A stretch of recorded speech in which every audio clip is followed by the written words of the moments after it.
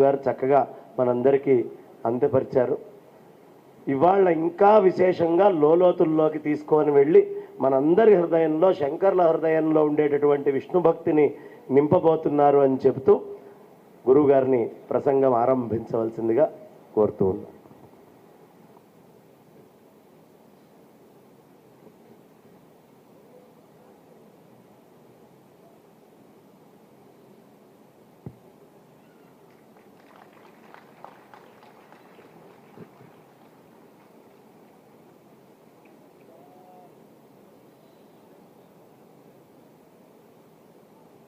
अंतरायतिमिरोपशान्तये शान्तपावनमचिन्त्य वैभवं तं नरं वपुषि कुञ्जरं मुखे मन्महे किमपि तुन्दिलं महः शरणं करवाणि शर्मदं ते चरणं वाणिचराचरोपजीव्यं करुणामसृणैः कटाक्षपातैः कुरु माम् अम्बकृतार्थसार्थवाहम् शारदा शारदाम्भोजवदना वदनाम्बुजे सर्वदा सर्वदास्माकं सन्निधिः सन्निधिं क्रियात् विमलपटी कमलकुटी पुस्तकरुद्राक्ष शस्तहस्तपुटी कामाक्षि पक्ष्मलाक्षी कलितविपञ्ची विभासि वैरिञ्ची वागर्थाविव सम्पृक्तौ वागर्थ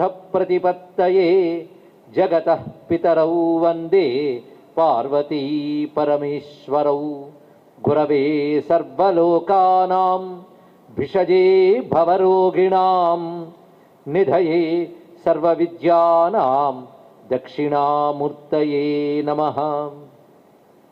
नारायणसमारम्भां व्यासशङ्करमध्यमाम् अस्मदाचार्यपर्यन्तां वन्दे गुरुपरम्परां श्रुतिस्मृतिपुराणानामालयं करुणालयं नमामि भगवत्पादशङ्करं लोकशङ्करं सर्वतन्त्रस्वतन्त्राय सदात्माद्वैतवेदिने श्रीमते शङ्करार्याय वेदान्तगुरवे नमः। शिवाय गुरवे नमः। शिवाय गुरवे नमः। शिवाय गुरवे नमः। श्रीमात्रे नमः। श्रीमात्रे नमः। श्रीमात्रे नमः। श्री विष्णुरूपाय नमः शिवाय। श्री विष्णुरूपाय नमः शिवाय। श्री विष्णुरूपाय नमः शिवाय। शारदे पाहि मां शंकर रक्ष मां। नमो महद्भ्यो ऋषिभ्यो गुरुभ्यो नमः। श्री शारदांबायै नमः। श्री चंद्रमौळीश्वराय नमः। श्रीमज्जगद्गुरुभ्यो नमः। జగద్గురు పరంపరకు ప్రణమిల్లుతూ ఆదిశంకర జయంత్యుత్సవాలలో నిన్నటి రోజున మనం ప్రారంభించుకున్నాం. ఆదిశంకరుల వైష్ణవం అంటే శంకర భగవత్పాదుల వారి యొక్క విష్ణు భక్తి ఎంతటిది అని చెప్పడానికై వారి యొక్క గ్రంథాలను మనం ఆధారం చేసుకుంటూ వారు చెప్పినటువంటి విష్ణు భక్తి మార్గాన్ని అవగతం చేసుకుంటున్నాం. ఇది ఆదిశంకరులు శృతి స్మృతి పురాణాది ప్రమాణాలతోనే తెలియజేస్తున్నారు. అది భాష్య గ్రంథాల్లోనే ఆయన వైష్ణవ శబ్దాన్ని విష్ణు భక్తిని ఎక్కడెక్కడ చెప్పారో చెప్పుకుంటూ భగవద్గీతలో వైష్ణవ శబ్దం ఎక్కడెక్కడ వాడారు అనేది కూడా ప్రస్తావన చేసుకున్నాం. తద్విష్ణో పరమం పదం సదా పశ్యంతు సూర్యః అని వేదమంత్రం. అదే తతః తత్పద పరిమార్గితవ్యం అంటారు గీతలో కృష్ణుడు. అక్కడ తత్పదం అన్నప్పుడు వేదంలో ఉన్న ఈ మంత్రాన్ని ఉటంకిస్తూ తద్విష్ణో పరమం పదం, విష్ణువు యొక్క పరమ పదము అంటే విష్ణువు యొక్క పరమస్థానం అంటే బ్రహ్మతత్వము అని అర్థం.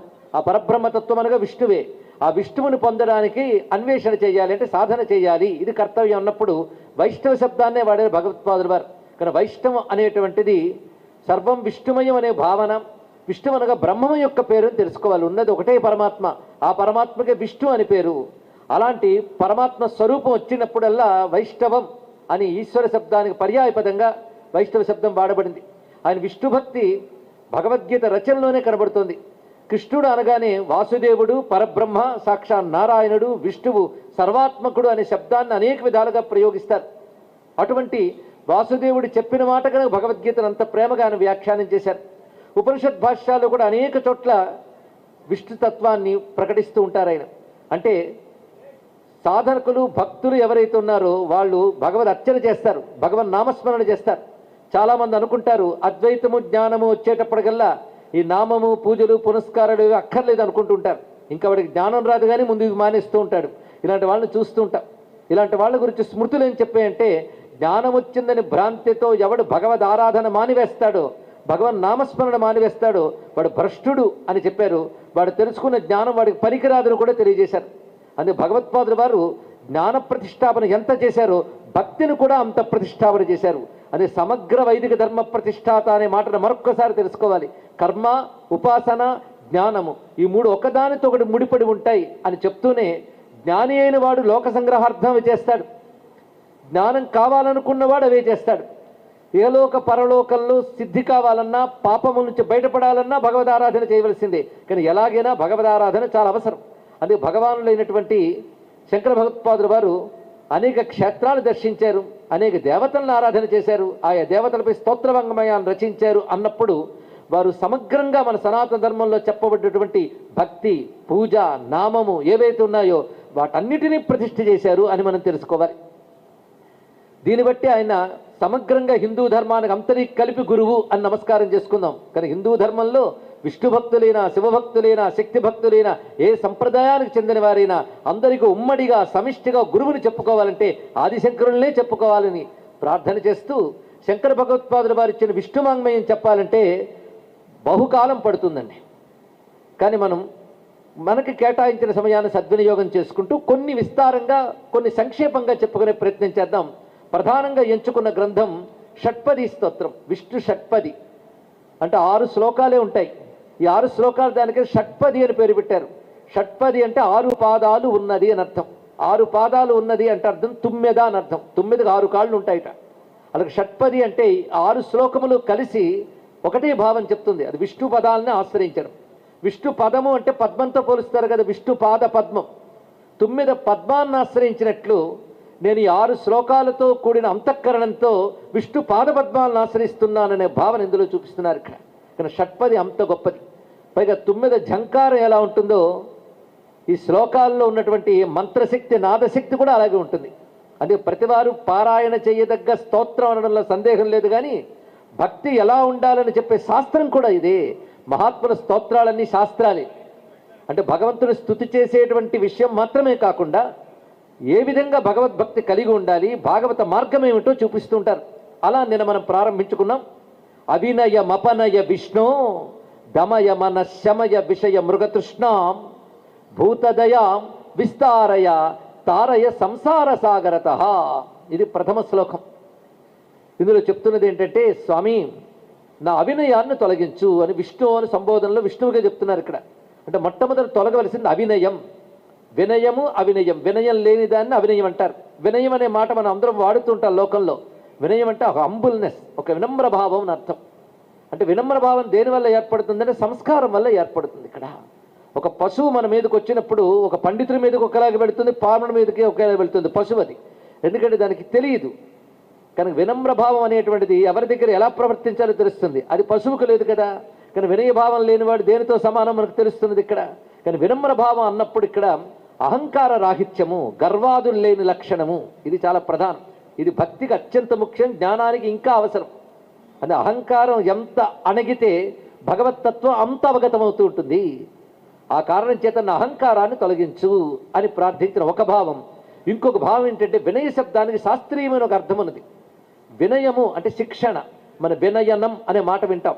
అంటే శిక్షణ అని అర్థం. ఇక్కడ శిక్షణ కలిగి ఉండుట. శిక్షణ అంటే ట్రైనింగ్. ఒక జ్ఞానం కావాలంటే దానికి దగ్గర సాధన చేయాలి. ఈ సాధన వల్ల ఒక సంస్కారం ఏర్పడుతుంది. అలాంటి శిక్షణ పొందేవాడిని శిష్యుడు అని అంటారు ఇక్కడ. ఈ శిష్యభావం లేనిది జ్ఞానం రాదు, శిక్షణ కలగాలి. కనుక శిక్షణ అనగా సాధన అని అర్థం. ఈ సాధన వల్ల ఏర్పడిన ఒక సంస్కారం పేరు వినయం. అది లేకపోవడం అవినయం.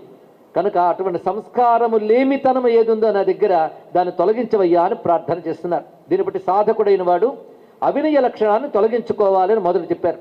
రెండవది దమము శమము అని 2 గుణములు చూపిస్తున్నారు. మరి శమదమాది షడ్గుణ సంపత్తి అంటూ వేదాంత విద్యలో అధికార నిర్ణయం చేసేటప్పుడు ఎవడికి ఈ లక్షణాలు ఉంటాయో వాడు వేదాంత విద్యకు అర్హుడు అని చెప్తూ అధికార నిర్ణయంలో శమము దమము అనే మాట మనకు కనబడుతుంది. ఇక్కడ శమదమాది షడ్గుణ సంపత్తి అంటారు. ఇక్కడ ఈ శమము దమమే భక్తికి కానీ జ్ఞానానికి కానీ చాలా ప్రధానమైన అవసరం అండి. అంతేకాదు ఎందులో ఎదగాలన్నా కూడా 2 ఉండాలనుకోండి, ఇది గొప్ప నోబుల్ క్వాలిటీస్. వీటిని ఆత్మగుణములు అని కూడా అంటారు. ఇక్కడ అటువంటి ఉత్తమ గుణములు ఉండాలి. అందుకే మీరు ఎన్ని సాధనలు చేయండి, ఆత్మగుణాలు లేనప్పుడు ఆ సాధనలన్నీ పూర్ణంగా పక్వం కాదు. ఆత్మగుణాలు కానీ ఉంటే కొద్దిపాటి సాధన కూడా అనంత ఫలాన్ని ఇస్తుంది. కానీ ఆత్మగుణాల్లో శమము దమము కూడా ప్రధానమైనవి. శమము అంటే అర్థం అంతరింద్రియ నిగ్రహం, అంటే మనో నిగ్రహం అని అర్థం. ఇక్కడ దమము అంటే బాహ్యేంద్రియ నిగ్రహం. ఈ 2 కలిగి ఉండాలి. ఈ 2 సాధనలు అత్యంత అవసరం.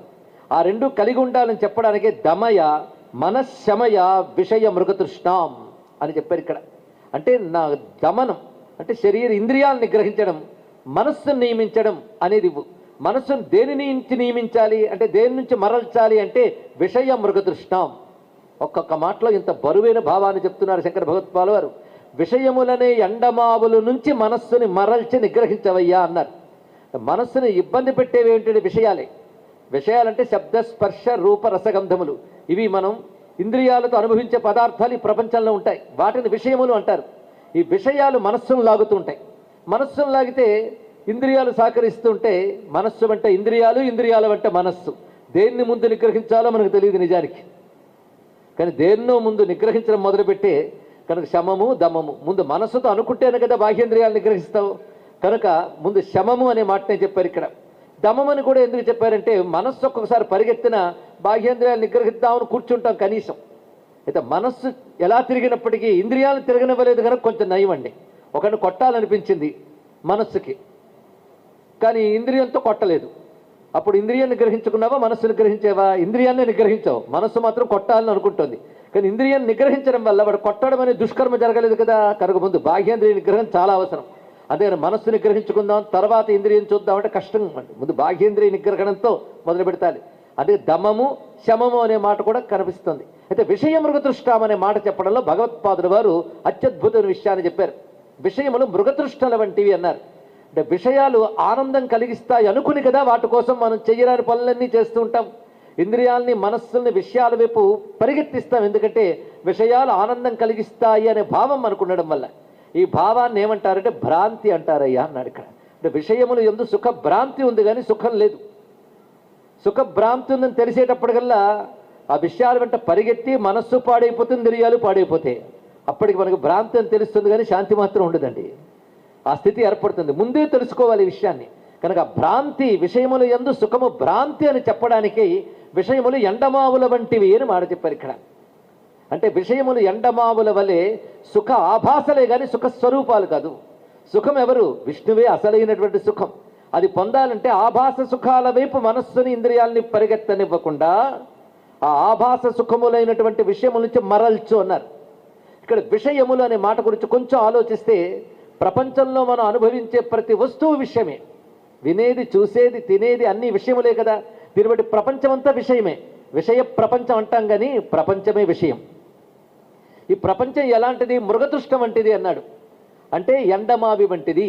అంటే ఉందా అంటే ఉంది, లేదా అంటే లేదు. ఎండమావిలో నీరు కనిపిస్తోంది కనుక ఉంది అంటావు నువ్వు, నిజమే. కానీ ఉందా? నువ్వే చెప్తా లేదని. కానీ కనిపిస్తోంది కానీ లేదు అంటున్నావు. ఎందుకంటే నీకు ఒకానొక జ్ఞానం ఏర్పడడం వల్ల నీరు వలె కనబడుతున్నప్పటికీ నీరు కాదని తెలుసుకుంటున్నావు. అదేవిధంగా వివేకం వల్ల, గురు శిక్షణ వల్ల ఒకానొక జ్ఞానం ఏర్పడడం చేత జగత్తు కనబడుతోంది కానీ ఇది యథార్థ స్వరూపం కాదు అని తెలుసుకుంటాం ఇక్కడ. కానీ ఎండమావి జ్ఞానం ఉన్నవాడికి కూడా ఎండమావి నీరులాగే కనబడుతుంది. కానీ వీడి జ్ఞానం ఉంది కనుక నీరు కాదు అనుకుంటాడు. అదేవిధంగా జ్ఞానికి కూడా లోకం కనబడవచ్చు కానీ అది ఎండమావి వంటిది అని తెలుసుకుంటాడు. అసలు సత్యం ఈశ్వరుడే అని గ్రహిస్తాడు.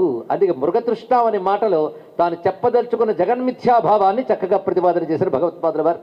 కానీ మిథ్య అయిన జగత్తు నుంచి మనస్సును మరల్చితేనే సత్యమైన పరమాత్మను పొందగలం. ఊరికనే వాదిస్తూ ఎంతకాలం? అది ఎన్ని కబుర్లు చెప్పండి, ఎన్ని వేదాంతములు చెప్పండి, ఇంద్రియ జయం లేనప్పుడు భగవత్తత్వాన్ని తెలుసుకోలేం. వాక్యములు కంఠపాఠం చేసి చక్కగా వ్యాఖ్యానం కూడా చేయవచ్చేమో కానీ మనోనిగ్రహంత తేలిక కాదు. మనోనిగ్రహం అయితే కానీ భగవంతుడు దొరకడు. మరొక మార్గం లేదండి, మనోనిగ్రహం మాత్రమే. అది పాండిత్యాల కంటే గొప్పది మనోనిగ్రహం. అది చాలా అవసరం. అది భగవత్పాదుల వారే చెప్తారు, గురు చరణాంబుజ నిర్భర భక్త సంసారాద్ అచిరాద్భవముక్త సేంద్రియ మానస నియమాదేవం ద్రక్ష్యసి నిజ హృదయస్థం దేవం. ఇందులో భగవత్పాదుల వారు చేసిన బోధ ఏమిటి? భజగోవింద శ్లోకంలో సేంద్రియ మానస నియమాత్, ఇంద్రియములతో కూడిన మనస్సును నిగ్రహించడం వల్ల, ఏవం ఈ మార్గం వల్ల మాత్రమే ద్రక్ష్యసి నిజ హృదయస్థం దేవం, నీ హృదయంలో ఉన్న దేవం అంటే బ్రహ్మమును తెలుసుకోగలవు. కానీ మనస్సుతో సహా ఇంద్రియాలని అంతర్ముఖం చేయాలి. అలా అంతర్ముఖం చేయడమే దమయ మనశమయ విషయ మృగతృష్టాం.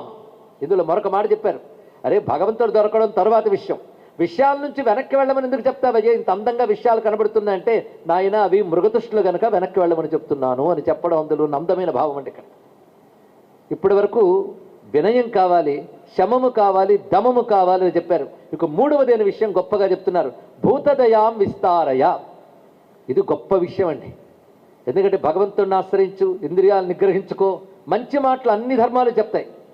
కానీ అందరి పట్ల దయ కలిగి ఉండు అని చెప్పేది మాత్రం సనాతన ధర్మం అని చెప్పడంలో నాకేమీ సందేహం లేదు. ఎందుకంటే మిగిలిన వాళ్ళు ఎలా దయ చూపిస్తారు అంటే, సర్వప్రాణుల పట్ల దయ కలిగి ఉండే మాట వినబడవచ్చు ఇతర ధర్మాల్లో. కానీ వాళ్ళు ఏం చేస్తున్నారు మీరు గమనించండి. ఇంకొకరిని హింసించడం, ఇంకొకరిని భయభ్రాంతులను చేయడం, ఇంకొకరిని మార్చడం, మార్చలేకపోతే పరిమార్చడం, ఇది మనం చూస్తూ ఉన్నటువంటిది. అందుకే నువ్వు బ్రతకాలంటే నా మతంలోకి మారు, లేదా ఈ ఊరు నుంచి పో, లేకపోతే చచ్చిపో అని 3 నినాదాలు చేసేటువంటి ధర్మాల్లో ఈ దేవుణ్ణి ఆశ్రయించు, ఆ దేవుణ్ణి ఆశ్రయించు చెప్పవచ్చు, కానీ భూతదయాం విస్తారయ అని చెప్పలేరండి. ఇక్కడ వాళ్ళకి భూతదయ ఎలా ఉంటుందంటే, తమలోకి మారితే వాళ్ళ పట్ల దయ చూపిస్తారు, మారకపోతే వాళ్ళని పరిమార్చుతారు. అటువంటి వాళ్ళు భూతదయాం విస్తారయ అని చెప్పగలరా? అది దయే భగవంతుని పొందడానికి గొప్ప మార్గమని, కారుణ్యాన్ని ఒక జీవన విధానంగా చూపించారు సనాతన ధర్మానికి. మనం నమస్కారం చేసుకోవాలి. అందుకే ఆత్మగుణాల్లో అనసూయ, కారుణ్యము ఇత్యాది లక్షణాలు చెప్పారు. అది కారుణ్యం చాలా అవసరము. భూతదయాం విస్తారయ, భక్తుడైన వాడు ఇదే కోరుకుంటాడు. అందుకే భాగవతంలో సుధాముణ్ణి కృష్ణ పరమాత్మ అడుగుతాడు, మధురా నగరంలో మాలాకారుడైన సుధాముణ్ణి, నీకేం కావాలి అని అడిగితే అని తడుముకోకుండా ఒక మాట చెప్తాడు, నీ పాద కమల సేవయు నీ పాదార్చకలు తోడి నెయ్యము నితాంత అపార భూత దయయును తాపసమందారా నాకు దయసేయగదే. ఇది అడుగుతాడు కృష్ణ పరమాత్మని సుధాముడు. ఇందులో ఏమడిగాడండి? నీ పాద కమల సేవ, నీ పాదార్చకలతోడి నెయ్యము, నీ పాదాలపై భక్తి ఉండాలి. ఆ భక్తి నిలవాలంటే నీ భక్తులతో సాంగత్యం ఉండాలి. భక్తులు కాని వారితో సాంగత్యం వస్తే ఉన్న కాస్త భక్తి ఊడిపోతుంది. తెలుసుకోండి, ఇక్కడ నా భక్తి బలపడాలంటే భక్తులతో సాంగత్యం కావాలి.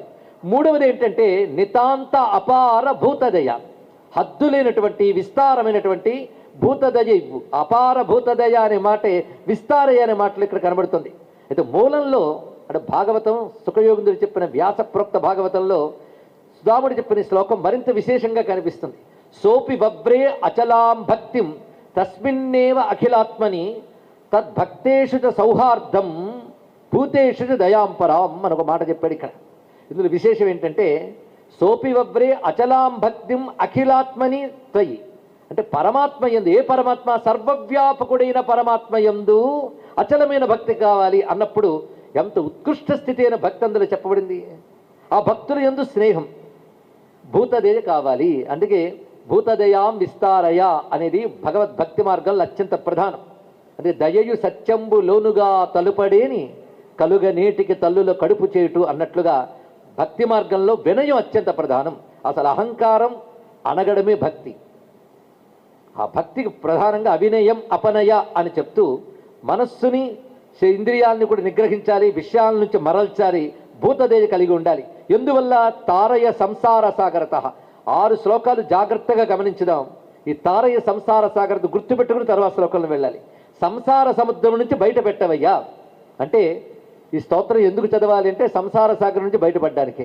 సంసార సాగరం నుంచి బయటపడడం అంటే విడుదల పొందడం. విడుదల అనే మాటకి ముక్తి అని అర్థం.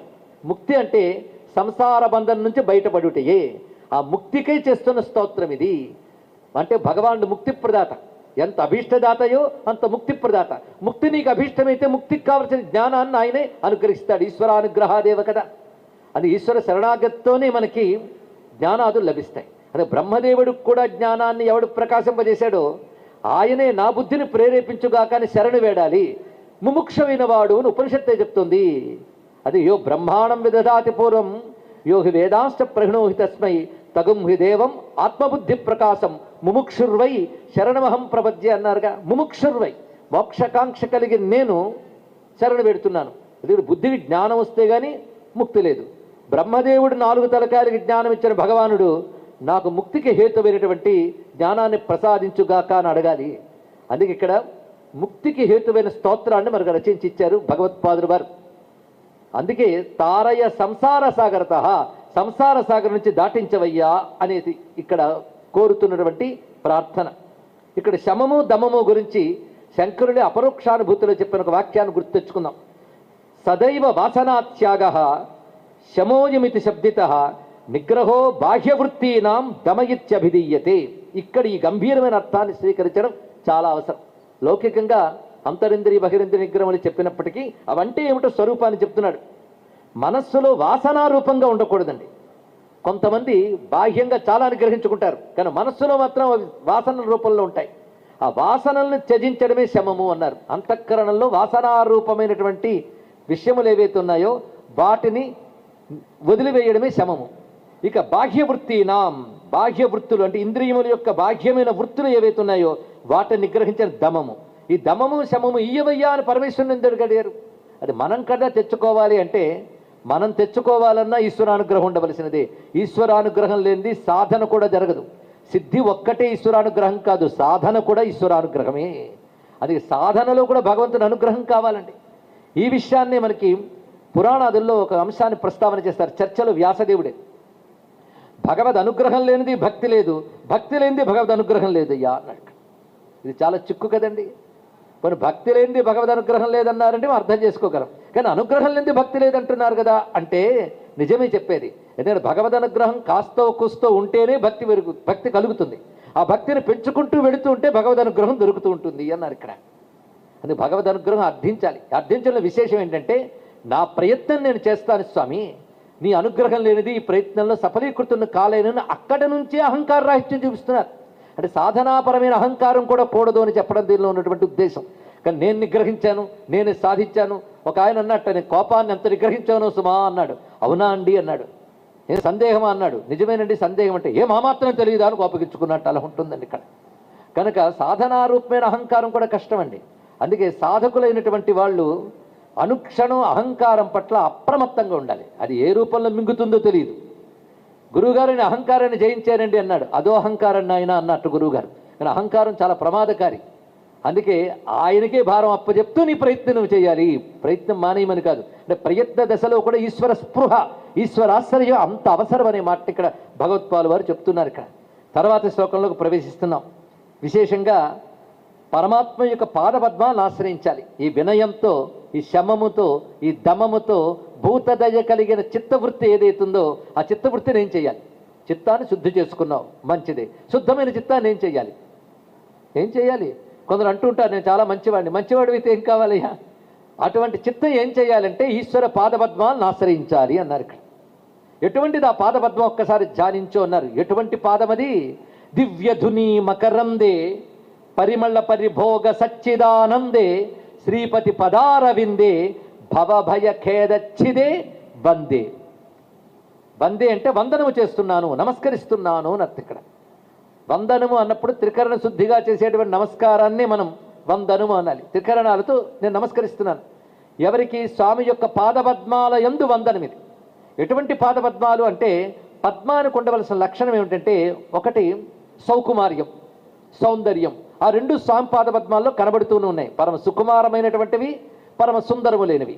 అంతేకాదు పద్మాల్లో మకరందం ఉంటుంది, తేనె. రెండవది పరిమళం ఉంటుంది. ఈ పరిమళమే పద్మానికి భోగాన్ని ఇస్తున్నది. ఇక్కడ ఒక్కసారి పువ్వుని మనం దగ్గర పెట్టుకుంటాం, వాసనను ఆస్వాదిస్తాం. అంటే కుసుమాన్ని మనం వాసన రూపంలో భోగిస్తున్నాం, అనుభవిస్తున్నాం ఇక్కడ. అలాగే స్వామి పాద పద్మాలకి ఒక మకరందం ఉన్నది, ఒకానొక పరిమళము ఉన్నది. మకరందం ఏమిటి అంటే సాధారణంగా పద్మాల్లో మకరందం వాటికి తెలుస్తాయి, తేనెటీగలకి వాటికి. కానీ మహా అయితే ఆ మకరందం ఎంత ఉంటుంది? ఓ బిందు రూపంలో ఉండవచ్చు, బిందువుల రూపంలో ఉండొచ్చు. కానీ మా స్వామి పాదపద్మాల్లో ఒక ప్రవాహ రూపంలో ఉందయ్యా మకరందం అన్నాడు. ఏమిటా మకరందం అంటే దివ్యధుని మకరందే. దివ్యధుని, దివ్యధుని అంటే దేవతా ప్రవాహం, దివ్యమైన ప్రవాహం. దివ్య ప్రవాహం అంటే గంగా. స్వామి పాదపద్మముల యందు గంగా అనబడే ప్రవాహం ఉంది కదా, అదే మకరందం అన్నారు ఇక్కడ. అంటే స్వామి పాదపద్మాల నుంచే గంగ పుట్టింది. గంగ జనించిన పాదం కదా. విష్ణు పాదం అంటేనే విష్ణు పాదోద్భవ గంగ, ఆయన పాదపద్మాల నుంచి పుట్టింది. కానీ పద్మంలో మకరందంలాగా స్వామి పాదపద్మంలో గంగా అనబడే మకరందం ఉందయ్యా అన్నాడు. ఈ చెప్పడంలో ఉద్దేశం ఏంటంటే ఆ పాదపద్మాలను ఆశ్రయించగానే సమస్త పాపనాశనం జరుగుతుంది. గంగా అంటేనే పాపనాశనకారిణి, పుణ్యప్రదాయిని. ఆ రెండు పాదపద్మాలను ఆశ్రయించడం చేతన జరుగుతున్నాయి. అది గంగా ప్రవాహం ఉన్నది. అందుకే అది గంగ జనించిన పాదమని మనం ఎల్లవెళ్ళలు స్తుతిస్తూ ఉంటాం. ఈ పాదమే కదా ఇలా ఎల్ల కొలిచినది, ఈ పాదమే కదా ఇలా గగన గంగ పుట్టినది అంటారు హనుమాచార్యుల వారు. ఆ గంగా నది పుట్టినటువంటి పాదం అది. ఇక పరిమళం ఏమిటయ్యా అంటే ఆ పరిమళం ఆస్వాదించగానే ఒక మైమరపు మనకు కలుగుతుంది. మైమరపు అంటే శరీరాన్ని కూడా మరిచిపోయేటంత ఆనందం. ప్రపంచాన్ని శరీరాన్ని కూడా మరిచిపోయే ఒక ఆనందం ఒకటి ఉందిట. అది నిజమైన ఆనందం. ఆ ఆనందం లభిస్తే మైమరపు వస్తుంది. అసలు మైమరపే కావాలండి. కానీ దేహాత్మ భ్రాంతి వల్ల మైమరపు రావట్లేదు. దేహం నేననే భావమే పట్టు కూర్చుంది. ఆ దేహం నేననే భావం పోయేటంతో మైమరపు కావాలి. ఆ మైమరపు దీన్ని మించిన ఆనందం ఒకటి వచ్చినప్పుడు కదా మైమరపు వస్తుంది. ఆ ఆనందం ఏంటంటే అసలైన ఆనందం. ఇంద్రియాలతో పొందే ఆనందములు మృగతృష్ణ ఆనందములు అని ఇందాకే చెప్పుకున్న ఆభాస ఆనందములు, వాడికి జడానందం అంటారు. కానీ భగవత్పాద పద్మాలను ఆశ్రయించడం వల్ల కలిగే ఆనందం చిదానందం. ఆ ఎటువంటి చిదానందం అంటే అది శాశ్వతం కనుక సచ్చిదానందం. ఆ సచ్చిదానందం అనేటువంటి అనుభవయోగ్యమైనటువంటి పరిమళం ఆ పాదపద్మాల్లో ఉన్నది. కానీ పాపహరణ శక్తి కలిగిన పుణ్యప్రదాయన గంగ ఆ పాదపద్మంలో మకరందం వలె భాషిస్తున్నది. సచ్చిదానందం అనేటువంటి అనుభవయోగ్యమైన పరిమళం ఉన్నది. అలాంటి శ్రీపతి పదార విందే, లక్ష్మీపతి అయినటువంటి నారాయణుని పాదపద్మములు. ఈ చెప్పడంలో విశేషం అంటే లక్ష్మీదేవి ఎప్పుడు పద్మాశ్రిత, ఆవిడ పేరే పద్మ, పద్మమునందే ఉంటుంది. కానీ మా మహాలక్ష్మి విష్ణు పాదపద్మాలనే ఆశ్రయించుకున్నది. అంతేకాదు విష్ణు పాదపద్మాలను ఆశ్రయిస్తే లక్ష్మి మనల్ని అనుగ్రహిస్తుంది. అంటే సర్వసంపదల స్వరూపిణి లక్ష్మి ఆయన పాదపద్మాల వద్ద ఉంది గనక పాదపద్మాలను ఆశ్రయించిన వాడికి లక్ష్మి లభిస్తుంది అని ఉద్దేశం. భగవత్పాదుల వారు లక్ష్మీ స్థుతి కూడా చేశారు. అది వైష్ణవ సిద్ధాంతంలో లక్ష్మిని ఆశ్రయించాలి కదా. అందుకే ఇక్కడ అద్వైత పరంగా ఉపనిషత్పరమైనటువంటి వైష్ణవ స్థితిలో భగవత్పాదుల వారు చెప్తున్నది మహాలక్ష్మి స్థుతి కూడా చేశారు. ఆయన ఎక్కడ చేశారంటే కనకధారా స్థుతి రూపంలో మనకు అందించారు. అక్కడ మీరు గమనించండి, ప్రతి శ్లోకంలో ఇంటికి వెళ్ళి కావాలంటే కనకధారా స్తోత్రం పరిశీలించండి. ప్రతి శ్లోకంలో భగవత్పాదుల వారు విష్ణు స్మరణ లేకుండా ఒక్క శ్లోకం లేదు. ఇది గమనించవలసిన అందమైన అంశం. కనకధారా స్తోత్రం గురించి చెప్పాలి అంటే కేవలం భావపరమైన సౌందర్యం మాత్రమే కాదు, అందులో ఉపాసనాపరమైన మర్మం ఉంది. దశమహా విద్యల్లో కమలాత్మిక విద్య అని ఏదైతే ఉన్నదో ఆ కమలాత్మిక విద్య రహస్యములు కనకధారా స్తోత్రంలో ఉన్నాయి. కనుకనే ఆ కనకధారా స్తోత్ర పారాయణ చేస్తే ఆ కమలాత్మిక విద్య ఉపాసన ఫలములైన సంపదలని లభిస్తున్నాయి. ఆ కమలాత్మిక మంత్ర విద్యను నిక్షిప్తం చేసి భగవత్పాదుల వారు తన 6వ ఏట పఠనం చేశారు. అంటే 6వ ఏట తనంత తానుగా ఒక మహావిద్య మర్మము అందులో నిక్షిప్తం చేశారు. అంటే శంకరుల వ్యక్తిత్వాన్ని ఏమని అంటామో ఆలోచించండి. ఇక్కడ పైగా ఇంత శక్తి కలిగిన మహానుభావుడు అంత సంపద కురిపించింది ఎవరి కోసం? ఆయన మూట కట్టుకుని అక్కడే కాలంలో స్థిరపడిపోలేదు. తాను సన్యాసి అయిపోయాడు, అన్ని విడిచిపెట్టి, ఆయనకి ఏమీ లేవు, అన్నీ విడిచిపెట్టాడు, అకించనుడే వెళ్ళాడు. ఆయన ఇంత స్తోత్రం ఎవరికి చేశారు అంటే ఒక పేద గృహస్థు కోసం ధారపోశాడు. ఇక్కడ అంటే తన మంత్రశక్తిని మరొకరి కోసం వర్షించడం అన్నదే అదే కారుణ్యానికి వరాకష్ట అండి. ఇంతకంటే ఇంకేం చెప్తాం?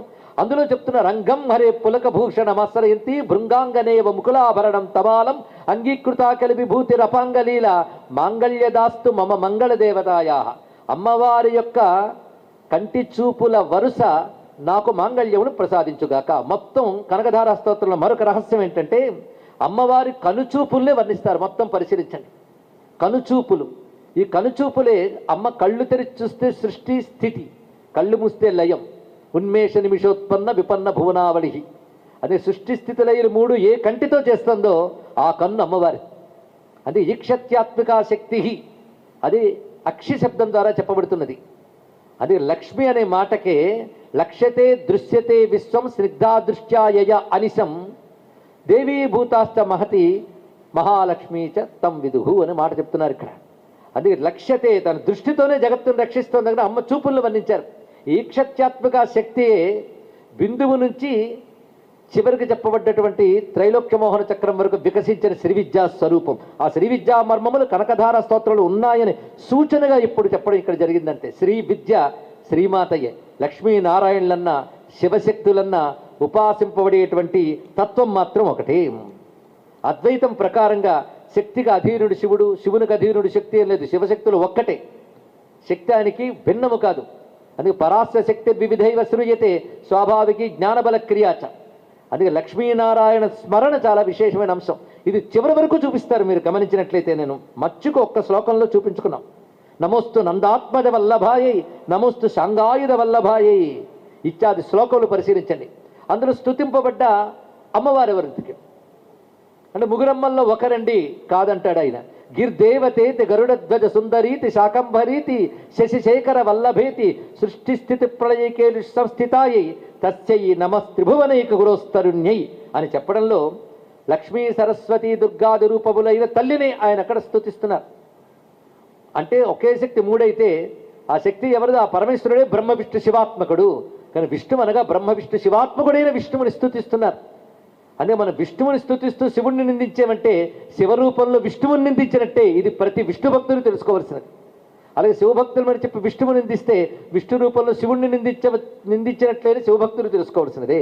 ఇది శంకర భగవత్పాదులు చెప్పినటువంటి అంశం. అందుకు ఒక్క మాటలో చెప్పాలంటే శివుల్లో కూడా విష్ణువుని చూడగలిగేవాడు నిజమైన వైష్ణవుడు, విష్ణువుల్లో కూడా శివుణ్ణి చూసి నమస్కరించగలిగేవాడు నిజమైన శైవుడు అండి. అది భగవత్పాదుల వారి యొక్క మార్గం తెలిసినటువంటి విష్ణు భక్తుడు ఈ సంస్కారంతో ఉంటాడు, శివభక్తుడు ఆ సంస్కారంతో ఉంటాడు. కానీ హిందువులందరినీ పరస్పర వైషమ్యం లేకుండా కలపగలిగేటటువంటి వైష్ణవ శైవాది భక్తి సంప్రదాయాల్ని వర్ధిల్లు చేసిన జగద్గురువులకు నమస్కారం చేసుకుంటూ శ్రీపతి పదారవిందే అటువంటి పాదపద్మాల యందు నువ్వు ఎందుకు వందనం చేస్తున్నావయ్యా అంటే భవ భయ ఖేదచ్చిదే. ఆ పాదపద్మాలను ఆశ్రయించడం వల్ల భవ భయ ఖేదము తొలగిపోతుంది. భయము ఖేదము. భయము అంటేనే అజ్ఞానం వల్ల ఏర్పడేది భయం, దుఃఖం అంటే అనుభవ రూపంలో వచ్చేటువంటిది దుఃఖం. ఈ రెండు రూపములు కూడా సంసారంలో కలిగి ఉన్నాయి. సంసారం అంటేనే అజ్ఞాన రూపమైన భయము ఖేదము కలిగి ఉన్నది. దాని నుంచి బయట పెట్టమని అడుగుతున్నాడు ఇక్కడ. ఇలా సంసారం నుంచి బయట పెట్టమనే మాటే మీకు కనబడుతుంటుంది ఈ శ్లోకాలన్నీ పరిశీలించవలసింది.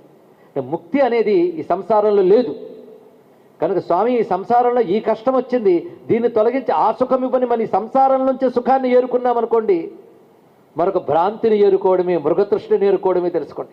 అది తెలివైన వాడు ఎప్పుడూ కూడా ఈ సంసారంలో సుఖం ఒక భ్రాంతి మాత్రమే, దీని నుంచి బయటపడేలాగా చూసుకోవాలి. అందుకే తారణ అని ఒక మాట ఉంది, తరింపజేయుట అంటే దీని నుంచి బయట పెట్టుట అనేటువంటి మాటలో చెప్పుతున్నారు. అది భగవంతుడిని దానికై అడగాలి. సంసార దుఃఖ గహన జగదీశ రక్ష అని ఒక స్తోత్రంలో చెప్తారు భగవత్పాదులు వారి. అదేవిధంగా హరిమేడే స్తవంలో కూడాను స్పష్టంగా తం సంసార ధ్వాంత వినాశం హరిమీడే అని చెప్పారు. నిన్ననే మనం చెప్పుకున్నాం. ఒక్కసారి లక్ష్మీ నృసింహకరావలంబ స్తోత్రం చేసుకోండి. అదే నేను షట్పది స్తోత్రం చెప్తాను అన్నానే కానీ శంకరుడు లక్ష్మీనారాయణ గురించి ఎక్కడెక్కడ చెప్పారో అదంతా తీసుకుని ఇందులో చెప్పాలని నాకు సంకల్పం. కొంత అయినా తద్వారా శంకరుల వైష్ణవం పూర్ణంగా చెప్పినట్లుంటుంది. అందుకని ఏదో 6 శ్లోకాల్లో చెప్పారని కాదు, ఎన్ని శ్లోకాల్లోనే చెప్పారనేది మనం గ్రహించడం కోసం ఇక్కడ ఈ ప్రస్తావన చేయడం జరుగుతుంది. ఇక్కడ మొత్తానికి భగవత్పాదుల వారు ఈ శ్లోకాల్లో చివరి వరకు మీరు గమనించినట్లయితే భవభయ ఖేదచ్చిదే అన్న భావమే కరావలంబ స్తోత్రంలో కూడా చూపిస్తారు. ఎక్కడంటే సంసార కూపమతి ఘోరమగాధ మూలం సంప్రాప్య దుష్ట శతసర్ప సమాకులస్య దీనస్య దేవ దయయా శరణాగతస్య లక్ష్మీ నృసింహ మమదేహి కరావలంబం. మీరు మొత్తం కరావలంబ స్తోత్రం ఒకసారి పరిశీలించండి. అరే భగవత్పాదులు వారు ఇది స్తోత్రం ఇచ్చారనుకుని మైమరపత పాడేసుకుంటున్నాం కానీ ఆలోచిస్తే శాస్త్రం ఇచ్చారని మీకు అర్థమవుతుంది.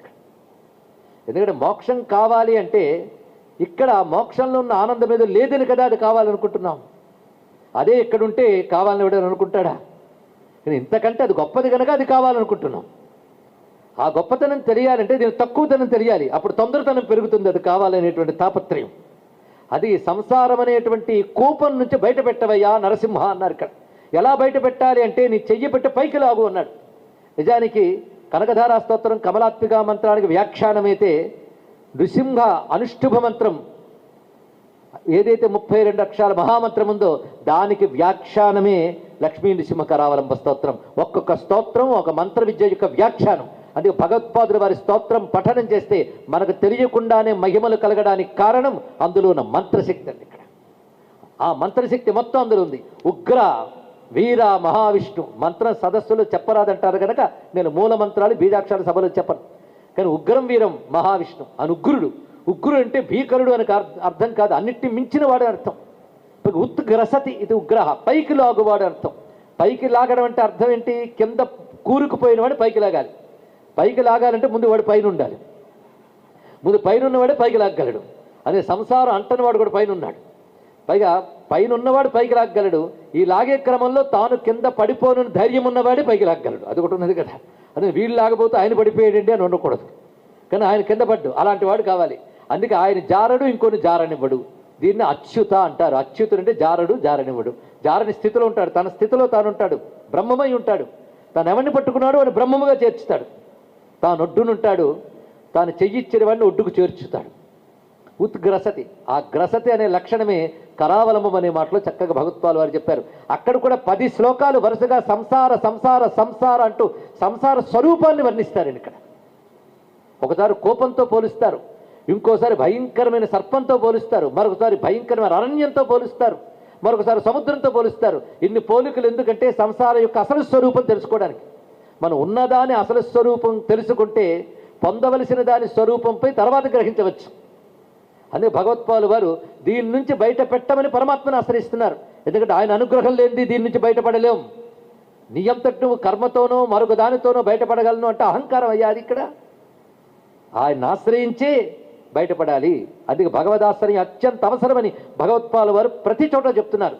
ఇప్పుడు ఏ సంప్రదాయంలోనే భక్తికి సంబంధించిన భావానికి శంకరులు ఏం తీసిపోయారో చెప్పండి. ఇక్కడ అది శంకరులు భక్తి కాదు అనుకునే వాళ్ళకి జ్ఞానం లేదని ముందు మనం గ్రహించవలసింది. ఇక్కడ కానీ భక్తిని జ్ఞానం ఎప్పుడు నిరసించదు. జ్ఞానం వచ్చిన భ్రాంతితో భక్తిని నిరసించారంటే వారు భక్తి జ్ఞానాలు రెండూ లేవని తెలుసుకోవాలి. ఇక్కడ జ్ఞానం కలిగినప్పుడు కేవలం భక్తి మాత్రమే ఉంటుందండి. పరమాత్మ తప్ప అన్యము లేదని ఆనందానుభవం మాత్రమే మిగులుతుంది. అక్కడ సాధకుల్లో పరమాత్మ యందు సగుణముగా భావించేటప్పుడు ఆశ్రయ భావన, అర్పణ భావన, అనన్య భావన ఉండాలి. అది జ్ఞానస్థితిలోకి చెప్పేటప్పుడు అది తప్ప మరొకట్లేదని అనన్య భావన ఎలాగూ సిద్ధిస్తున్నది. అందుకే భక్తి సగుణంగా ఆశ్రయించినప్పటికీ నిర్గుణమైనటువంటి విచారణ రూపంలో ఉన్నప్పటికీ కూడా 2 విధాల భక్తిని శంకరులు అంగీకరించారు. ఎందుకు అంగీకరించారంటే వేదం అంగీకరించింది కనుక అది మరువరాదు.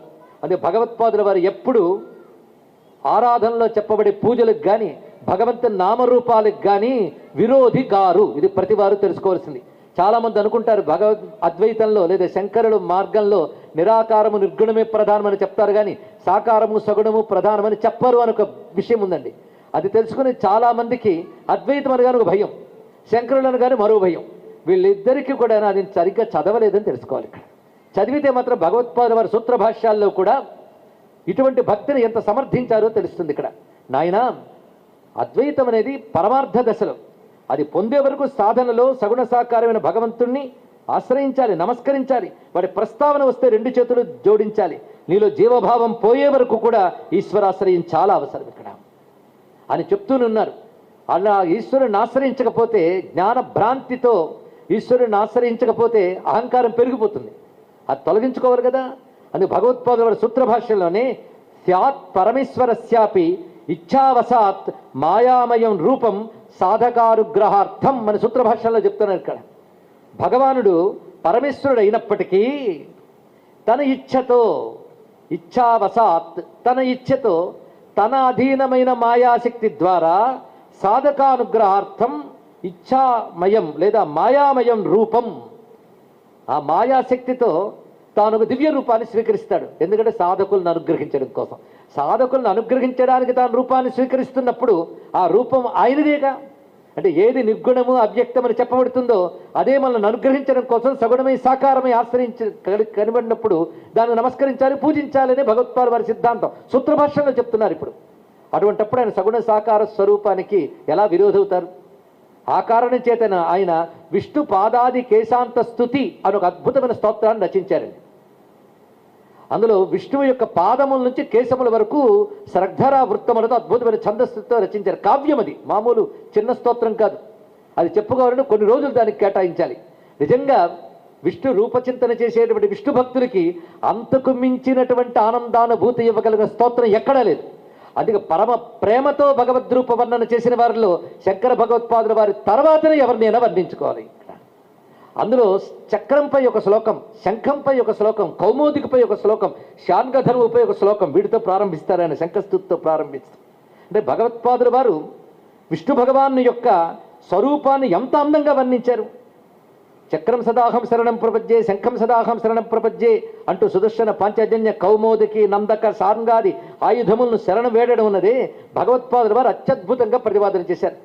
ఆ తర్వాత స్వామి యొక్క పాదపద్మాల వర్ణన మొదలుకొని కేశముల వరకు అనేక శ్లోకాల్లో వర్ణించారు. అంటే భగవంతుని యొక్క దివ్యమంగళ విగ్రహం సగుణ సాకార స్వరూపాన్ని అంత చక్కగా చూపించారు. పోనీ విష్ణువు గురించి అలా వర్ణించారు అంటే అదే భావం సౌందర్యనగరంలో అమ్మవారి యొక్క రూపవర్ణనలో చూపించారు. ఇక శివుని వద్దకు వచ్చేటప్పటికల్లా శివుని యొక్క సపరికర పాదాది కేశాంత స్థితులు అదే విధంగా వర్ణన చేశారు. ఆయన విష్ణువు గురించి కూడా అలాగే అందించారు. కనుక భగవంతుని యొక్క దివ్యమంగళ విగ్రహం విషయంలో తప్పకుండా ఆయన మేము దాన్ని నిషేధించము అని చెప్తున్నారు. నిర్గుణ తత్వం పరమార్థత మేము ప్రతిపాదించినప్పటికీ ఆ పరమార్థం సాధించడానికి ఆ నిర్గుణ తత్వమే భక్తులను అనుగ్రహించడం కోసం సగుణ సాకార రూపం ధరించింది. అటువంటి అనుగ్రహార్థం ధరించిన వ్యక్త రూపాన్ని ఉపాసించాలని భగవత్పాదులు వారు చెప్పారు. ఆ మాట జగద్గురు కృష్ణుడే క్లేశోదిక తరస్తేషాం అవ్యక్తాసక్త చేతసాం అవ్యక్త గతి దుఃఖం దేహవద్భిర్వాప్యతే అని మాట చెప్పారు. దేహవద్భి అంటే దేహము నాదనే భావం కలిగిన ప్రతివారు కూడా అవ్యక్తాన్ని పొందలేరు. వ్యక్తముగా ఉన్న భగవన్ నామరూపాలను ఉపాసించాలని కృష్ణ భగవానుడు చెప్పాడు. కృష్ణుని మాటకు వ్యతిరేకంగా చెప్తారా శంకరుడు? కృష్ణుడు జగద్గురువు, శంకరుడు జగద్గురువు కనుక అదే మాటను ప్రకటిస్తూ సూత్రభాష్యంలో ఆయన విష్ణు భక్తిని ఎలా ప్రవహింపజేశారో విష్ణు ఆరాధన, అదేవిధంగా వేదము చెప్పిన సాలగ్రామారాధన, బాణలింగార్చన ఇత్యాది పంచాయతన రూపమైన అర్చనలు కూడా భగవత్పాదులు వారు ప్రతిష్ఠించారు. అంటే సర్వవ్యాపకమైన నిర్గుణమై నిరాకారమైన తత్వం ఒకటే అయినప్పటికీ కూడా దాన్ని వీటి యందు కూడా ఆరాధించాలి అని చెప్పేటువంటి సిద్ధాంతానికి శంకరాద్వైతం విరోధం కాదు. అందుకే మళ్ళీ చెప్తున్నాం, భగవత్పాదుల వారు సమగ్ర సనాతన ధర్మ ప్రతిష్టాత. ఆరాధనలు, పూజలు, పునస్కారాలు, దేవ శ్లోకాలు, ధ్యానాలు, నామస్మరణ, సంకీర్తనలు ఇవన్నీ చెప్తూనే తుదిమెట్టి అయిన గంభీరమైనటువంటి అద్వైత సిద్ధాంతాన్ని ప్రతిపాదన చేశారు. అంటే అద్వైత నిష్ఠులైన భక్తి అనగానే కరిగిపోయే తత్వమే శంకరుడిది. ఆ కారణం చేతనే మరొక చోటు చెప్తున్నారు, యత్తావదుచ్యతే యోసౌ నారాయణ పరోవ్యక్తాత్ ప్రసిద్ధ పరమాత్మ సర్వాత్మ ఆత్మనా ఆత్మానమనేకధా వ్యూహ్యోవస్థిత ఇది తన్న నిరాక్రియతే. ఇది కూడా సూత్రభాష్యంలో భగవత్పాదుల వారు చెప్తున్నటువంటి మాట. ఏమని చెప్తున్నారంటే, నారాయణుడు అవ్యక్తము కంటే పరుడు. నిన్న మనం చెప్పుకున్న ప్రథమ శ్లోకంలోనే గీతా భాష్యంలో అవ్యక్తం అంటే ప్రకృతి, ప్రకృతి కంటే అతీతమైనటువంటి వాడు పరమాత్మ. ఇది ప్రసిద్ధమే, దేని యందు వేదాదుల యందు ప్రసిద్ధంగా చెప్తున్న మాట నేను చెప్తున్నాను. అతడు పరమాత్మ సర్వాత్మ అయినప్పటికీ తనని తాను అనేక రూపములుగా చేసుకున్నాడు అనేటువంటి మాటని మేము నిరాకరించము. భగవానుడు ఏకమైన అనేక రూపాలతో ఉన్నాడు. భక్తానుగ్రహార్థం, అదేవిధంగా లోక రక్షణార్థం, లోకక్రియా నిర్వహణార్థం ఏదైనా అనుకోండి. అది వ్యూహ్యోవస్థిత. ఏదైతే వైష్ణవ మతంలో చతుర్వ్యూహములను చెప్తూ వాసుదేవ ప్రద్యుమ్న అనిరుద్ధ సంకర్షణ వ్యూహస్వరూపం గురించి చెప్పారో ఆ వ్యూహస్వరూపము ఆ 4 విధాల రూపంతో పరమాత్మ ఉంటాడని చెప్పడంలో మాకేమీ భేదము లేదు. అందుకే తన్ నిరాక్రియతే, వాటిని నిరాకరించట్లేదు అని చెప్పాడు. దీన్ని బట్టి విష్ణుభక్తి మార్గములు ఏవి కూడా శంకర మార్గం నిరసించలేదు అని తెలుసుకోవాలి. ఇంకో చోటు చెప్తున్నారు, భగవంతుని ఆశ్రయించి ఆరాధించే పద్ధతులు అన్నీ కూడా తప్పకుండా ఏకాగ్రంగా చెయ్యాలి అనేది కూడా మా అభిప్రాయం. యదపి తస్య భగవతః అభిగమనాది లక్షణం ఆరాధనం అజస్రం అనన్య చిత్తతయా అభిప్రేయతే తదపి న ప్రతిషిధ్యతే అన్నారు. ఇక్కడ గొప్ప వాక్యాన్ని చెప్పారు. ఇక్కడ అంటే ఆరాధనారూపమైనటువంటి అభిగమనం అంటే పరమాత్మకు అభిముఖంగా చేసే సాధనలు ఏవైతే ఉన్నాయో ఏకాగ్రముగా అవి చెయ్యాలి అనే మాటను కూడా మేము నిషేధించము, అది చెయ్యవలసినది. ఎందుకంటే అద్భుతమైన మాట చెప్తున్నారు. అంటే నేను అంగీకరిస్తాను, నేను అంగీకరించను అని చెప్పడం అహంకారం అండి. కొంతమంది చెప్తున్నారు అది నా అభిప్రాయం అండి. నీ అభిప్రాయం చెప్పడానికి వేదిక ఎక్కకు. శాస్త్రం అభిప్రాయాన్ని మాకు అర్థమయ్యేటట్టు చెప్పడానికి వేదిక ఎక్కాలి. ఎవడి అభిప్రాయం వాడు చెప్పడానికి వేదిక ఎక్కకూడదు. కృష్ణుడైనా సరే అర్జునుడికైనా సరే తస్మాత్ శాస్త్రం ప్రమాణంతే అని చెప్తేనే తీసుకుంటాం. అవతారమూర్తి అయినా శాస్త్ర విరుద్ధంగా మాట్లాడితే అవతారమూర్తికి నమస్కారం చేస్తా కానీ సిద్ధాంతాన్ని గౌరవించాం అని ఒక అవతారం మనకు చెప్తూనే ఉంది, పెద్దలకు తెలిసినదే అది. ఇక్కడ అది విశేషించి ఏమిటంటే ప్రమాణం చెప్పాలి. అంటే భగవత్పాదుల వారు మేము అంగీకరించాం, మేము నిషిద్ధించము అని చెప్తున్నారు అంటే తాను అని భావంతో చెప్తున్నారా ఇక్కడ తెలుసుకోవాలి. అది న ప్రతిషిధ్యతే, మేము వాటిని నిషేధించము. ఎందుకంటే శృతి స్మృత్యోహో ఈశ్వర ప్రణిధాసనస్య ప్రసిద్ధత్వాత్, గొప్ప మాట చెప్పారు. శృతులు యందు స్మృతులు యందు కూడా, అంటే శృతి ఎంత ప్రమాణమో స్మృతి ఎంత ప్రమాణం అని భగవత్పాదుల వారి మతం తెలుసుకోండి. ఇక్కడ శృతి స్మృతి పురాణములు మూడు కూడా భగవత్పాదుల యొక్క సమ్మతములే. మరి పురాణం అని ఇక్కడ చెప్పలేదంటే పురాణం కూడా స్మృతిలో భాగంగానే భగవత్పాదులు వారు భావిస్తారు. కొన్ని చోట్ల భాష్యాదుల్లో ఉటంకించేటప్పుడు పురాణ వాక్యములను కూడా స్మృతి వాక్యం కిందే చెప్తారు. భారతాదులను కూడా స్మృతి అంటేనే శృతిలో ఉన్నదాన్ని స్మరించి చెప్పేది స్మృతి. పురాణం అదే పని చేస్తుంది కదా. ధర్మశాస్త్రములు పురాణములను కూడా మనం స్మృతిగా చెప్పవచ్చు. కానీ స్మృతులను ధర్మశాస్త్రాన్ని విడిగా చెప్పి పురాణములు మనకు తెలియడం కోసం విడిగా చెప్పినా పురాణములకు కూడా స్మృతి స్థానం ఉంది. అంటే శృతి స్మృత్యోహో ఈశ్వర ప్రణిధానస్య ప్రసిద్ధత్వాత్, శృతి స్మృతుల యందు ఈశ్వర శరణాగతి ఈశ్వర ఆరాధన అనేటువంటిది ప్రసిద్ధముగా ఉంది గనక మేము వాటిని నిషేధించటం లేదు అని భగవత్పాదులు వారు చెప్పారు. నిషేధించినట్లయితే పంచాయతన మార్గం చూపిస్తారా? అవి చెయ్యమని చెప్తారా గృహస్థులకి? అదేవిధంగా తాను ప్రతిష్ఠించినటువంటి పీఠములు ఏవైతే ఉన్నాయో వాటి యందు చంద్రమౌళీశ్వరారాధన, నారాయణారాధన, శ్రీచక్రార్చన ఇవి ఏర్పాటు చేస్తారండి. మరి వాటన్నిటి చూపించారా లేదా? ఏ పూజా విధానం కాదన్నారు ఆయన. కానీ హైందవ మతం మొత్తం శంకరుల వద్ద కనబడుతున్నది. మరొక చోటు చెప్తారు, సర్వగతశ్యాపి బ్రహ్మణ స్థాన విశేషో న విరుధ్యతే. భగవంతుడు సర్వవ్యాపకుడైనప్పటికీ ఒక స్థానమనందు ఆరాధించడం అనేదాన్ని కూడా మేము నిషేధించము. ఎందుకంటే సాలగ్రామ ఇవి విష్ణోహో, విష్ణువు సర్వవ్యాపకుడైనప్పటికీ సాలగ్రామమునందు ఆరాధించాలి అని శాస్త్రం చెప్తుంది కదా. అందుకే మేము వాటిని తప్పకుండా గౌరవిస్తామని చెప్పారు ఇక్కడ. అంటే సాలగ్రామ ఆరాధన మొదలైనటువంటి విష్ణు భక్తి సిద్ధాంతములు ఏవైతే ఉన్నాయో అవన్నీ గ్రాహ్యములను భగవత్పాదులు వారు చెప్తున్నారా లేదా చెప్పండి ఇక్కడ. అది మనం గమనించుకుంటూ అటువంటి స్వామి పాదపద్మాన్ని ఎందుకు ఆశ్రయించాలంటే భవ భయ ఖేదచ్చిదే తారయ సంసార సాగరత మొదటి శ్లోకంలో చెప్పారు. అదేవిధంగా ఇక్కడికి వచ్చేటప్పటికల్లా భవ భయ ఖేదము తొలగుట్టకై, అది తొలగించగలిగే పాదపద్మాలను ఆశ్రయిస్తున్నాం. అంటే ముక్తినివ్వగలిగే ముకుందుని పాదపద్మాలను ఆశ్రయిస్తున్నామని చక్కగా చూపించారు ఇక్కడ. అటు తర్వాత శ్లోకంలో ప్రవేశిస్తున్నది మూడవ పదం. ఇది అత్యంత ప్రధానమైనటువంటి పదముగా భావించాలి. ఇందులో భగవత్పాదుల వారి యొక్క హృదయం ఆవిష్కరణ అవుతుంది. సత్యపి భేదాపగమే నాథ తవాహం న మామకేనస్త్వం సముద్రోహి తరంగ క్వచన సముద్రో నతారంగ. పాశ్చాత్యులు శంకరుల యొక్క సిద్ధాంతాన్ని పరిశీలించిన తర్వాత ఒక మాటకు వచ్చారండి. శంకర ది బ్రెయిన్ అన్నారు. తెలుసుకోండి ఇక్కడ. బ్రెయిన్ అంటే శంకరుడు. ఆయన చేసిన కృషి ఆలోచించి పైగా గంభీరమైన ఆలోచన ధోరణి, ఆ గంభీరమైన ఆలోచన ధోరణిని సూటిగా తేటగా ఏమాత్రం అయోమయం లేకుండా స్పష్టంగా చెప్పగలిగిన శక్తి ఆ మేధస్సు అలాంటిదో నమస్కారం చేసుకోవాలి. ఆలోచిస్తే ఆశ్చర్యపోతాం. అటువంటి మేధాశక్తి కలిగిన మహానుభావుడు. ఆ మేధాశక్తి ఒక ఉదాహరణ ఈ శ్లోకం అండి. ఇక్కడ అంత విశేషమైన శ్లోకం. ఇక్కడ అంటే భక్తి అంటే ద్వైతం వస్తుందా అద్వైతం వస్తుందా, ఈ సిద్ధాంతాలు గోల్లొద్దు. అది ఇక్కడ చూపిస్తున్నారు. ఇక్కడ సత్యపి భేదాపగమే నాథా తవాహం నమామకే నష్టం. స్వామి ఇందులో ప్రారంభమే ఏం చెప్తున్నారంటే సతి అపి భేదాపగమే, భేదము తొలగినదై ఉన్నప్పటికీ, సతి అంటే ఉన్న, అపి అంటే కూడా, అంటే భేదము లేనిదై ఉన్నప్పటికీ, అంటే నీకు నాకు పరమార్థత భేదము లేదు, ఇది సత్యమే. అది మొదట ప్రతిపాదన చేశాడు. తన అసలు సిద్ధాంతం నిస్సందేహంగా ప్రతిపాదన చేశాడు. అందులో అయోమయం లేదు ఇక్కడ. అంటే సత్యపి భేదాపగమే అన్నప్పుడు జీవబ్రహ్మైక్యం అనేది చెప్తున్నాడు. అక్కడ జీవబ్రహ్మ అనేది వ్యవహారం లేనే లేదు, ఉన్నది బ్రహ్మం మాత్రమే. అందులో భేదమే లేదు. భేదం లేదనేది అభేద సిద్ధాంతం సత్యమే. అయినప్పటికీ అని చెప్పడంలో అర్థం ఏంటంటే పరమార్థత అది సత్యమే అయినప్పటికీ కూడా సాధన దశకు వచ్చేటప్పటికల్లా నువ్వు ఈశ్వరుడివి నేను జీవుడిని అనేటువంటి భావం ఏదైతే ఉన్నదో అది ఉత్తమమైన ఈశ్వరుణ్ణి జీవుడు ఆశ్రయిస్తాడు. జీవభావం ఉన్నప్పుడు క్రమంగా ఈశ్వర అనుగ్రహం వల్ల, ఆశ్రయంలో ఉన్న బలం వల్ల ఆ అల్పమైనటువంటి జీవభావం తొలగి ఐక్యభావం సిద్ధిస్తుంది. అది సాధన దశలో మాత్రం ఈశ్వరుణ్ణి ఆశ్రయిస్తున్నానని వినమ్ర భావం చాలా అవసరమే అన్నారు ఇక్కడ.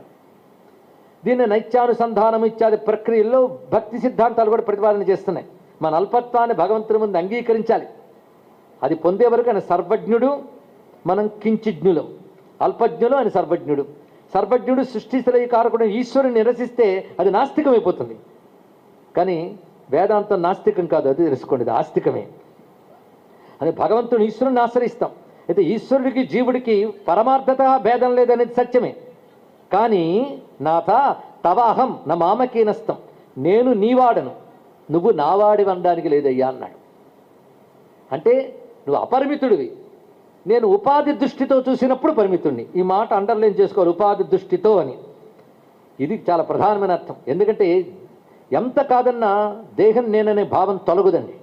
ఇప్పటికిప్పుడు కూర్చుని జీవబ్రహ్మైక్యం అద్వైతం గురించి ప్రతిపాదన చేయగానే చెప్పేవాడు సమర్థుడైతే, వినేవాడు కుశల బుద్ధి కలవాడైతే ఇద్దరు అబ్బా అద్వైతం కరెక్ట్ అంటారు. కానీ పూర్తి చేసిన వెంటనే వాడి లోక వ్యవహారం ఎలా ఉంటుంది? కానీ వ్యవహార దృష్టి ఎప్పుడైతే వచ్చిందో అప్పుడు తప్పకుండా ఉండవలసింది ఈశ్వరుని యందు భక్తిభావం ఉండాలి. ఆ వచ్చేటప్పుడు తన అల్పత్వాన్ని అంగీకరిస్తూ ఈశ్వరుని ఆశ్రయించడమే. అది నువ్వు సర్వజ్ఞుడివి, నేను కించిజ్ఞుణ్ణి, పైగా నీ అధీనంలో నేనున్నాను, నా అధీనంలో నువ్వు లేవయ్యా. దీనికి ఉదాహరణ ఒకటే చెప్తున్నాడు. సాముద్రో హి తరంగ క్వచన సముద్రో నతారంగ. తరంగం సముద్రానికి చెందినది, కానీ సముద్రం తరంగానికి చెందినది అనకూడదు కదా అన్నాడు. ఇది ఇందులో అందమైన భావం అండి. ఒక్క భావంతో ఆయన అద్వైతం యొక్క అసలు స్వరూపాన్ని ఆవిష్కరించి ద్వైత విశిష్టాద్వైత అద్వైతముల సమన్వయం ఒక్క శ్లోకంలో అందించారు. అందుకే ఇక్కడ శంకరులు విష్ణుభక్తి చెప్పడానికి స్తోత్రం ఆలంబనంగా చేసుకోవడం మాత్రమే కాకుండా శంకరుల యొక్క సంపూర్ణమైన తత్వం అర్థం చేసుకోవడానికి ఈ శ్లోకం పనికొస్తుంది. అందుకు తీసుకోవడం జరిగింది ఈ శ్లోకాన్ని. ఒక్క ఉదాహరణతో భగవత్పాల వారు ఎంత అద్భుతమైన విషయాన్ని చెప్పారో చూడండి. ఇక్కడ సముద్రము తరంగమును ఉపమానం తీసుకున్నారు ఆయన. ఎంతకంటే గొప్ప ఉపమానం మరొకట్లేదు. ఎందుకంటే సముద్రం నుంచి తరంగం పుట్టింది కదా, అందరూ ఒప్పుకుంటున్నాం. కానీ తరంగం పుట్టడానికి కారణం ఏది? సముద్రం. ఈ పుట్టడం ఎలా ఉన్నది? మట్టి నుంచి కొండ పుట్టినట్టు పుట్టిందా? స్వరూపంలో కొంచెం భేదం వచ్చింది. ఇక్కడ కొంచెం ఆలోచించాలి. అలాగే పాల నుంచి పెరుగు వచ్చినట్టు వచ్చిందా? అలా రాలేదు. ఒక వస్తువు నుంచి మరొక వస్తువు పుట్టినప్పుడు దాని పూర్వరూపం పోతుంది.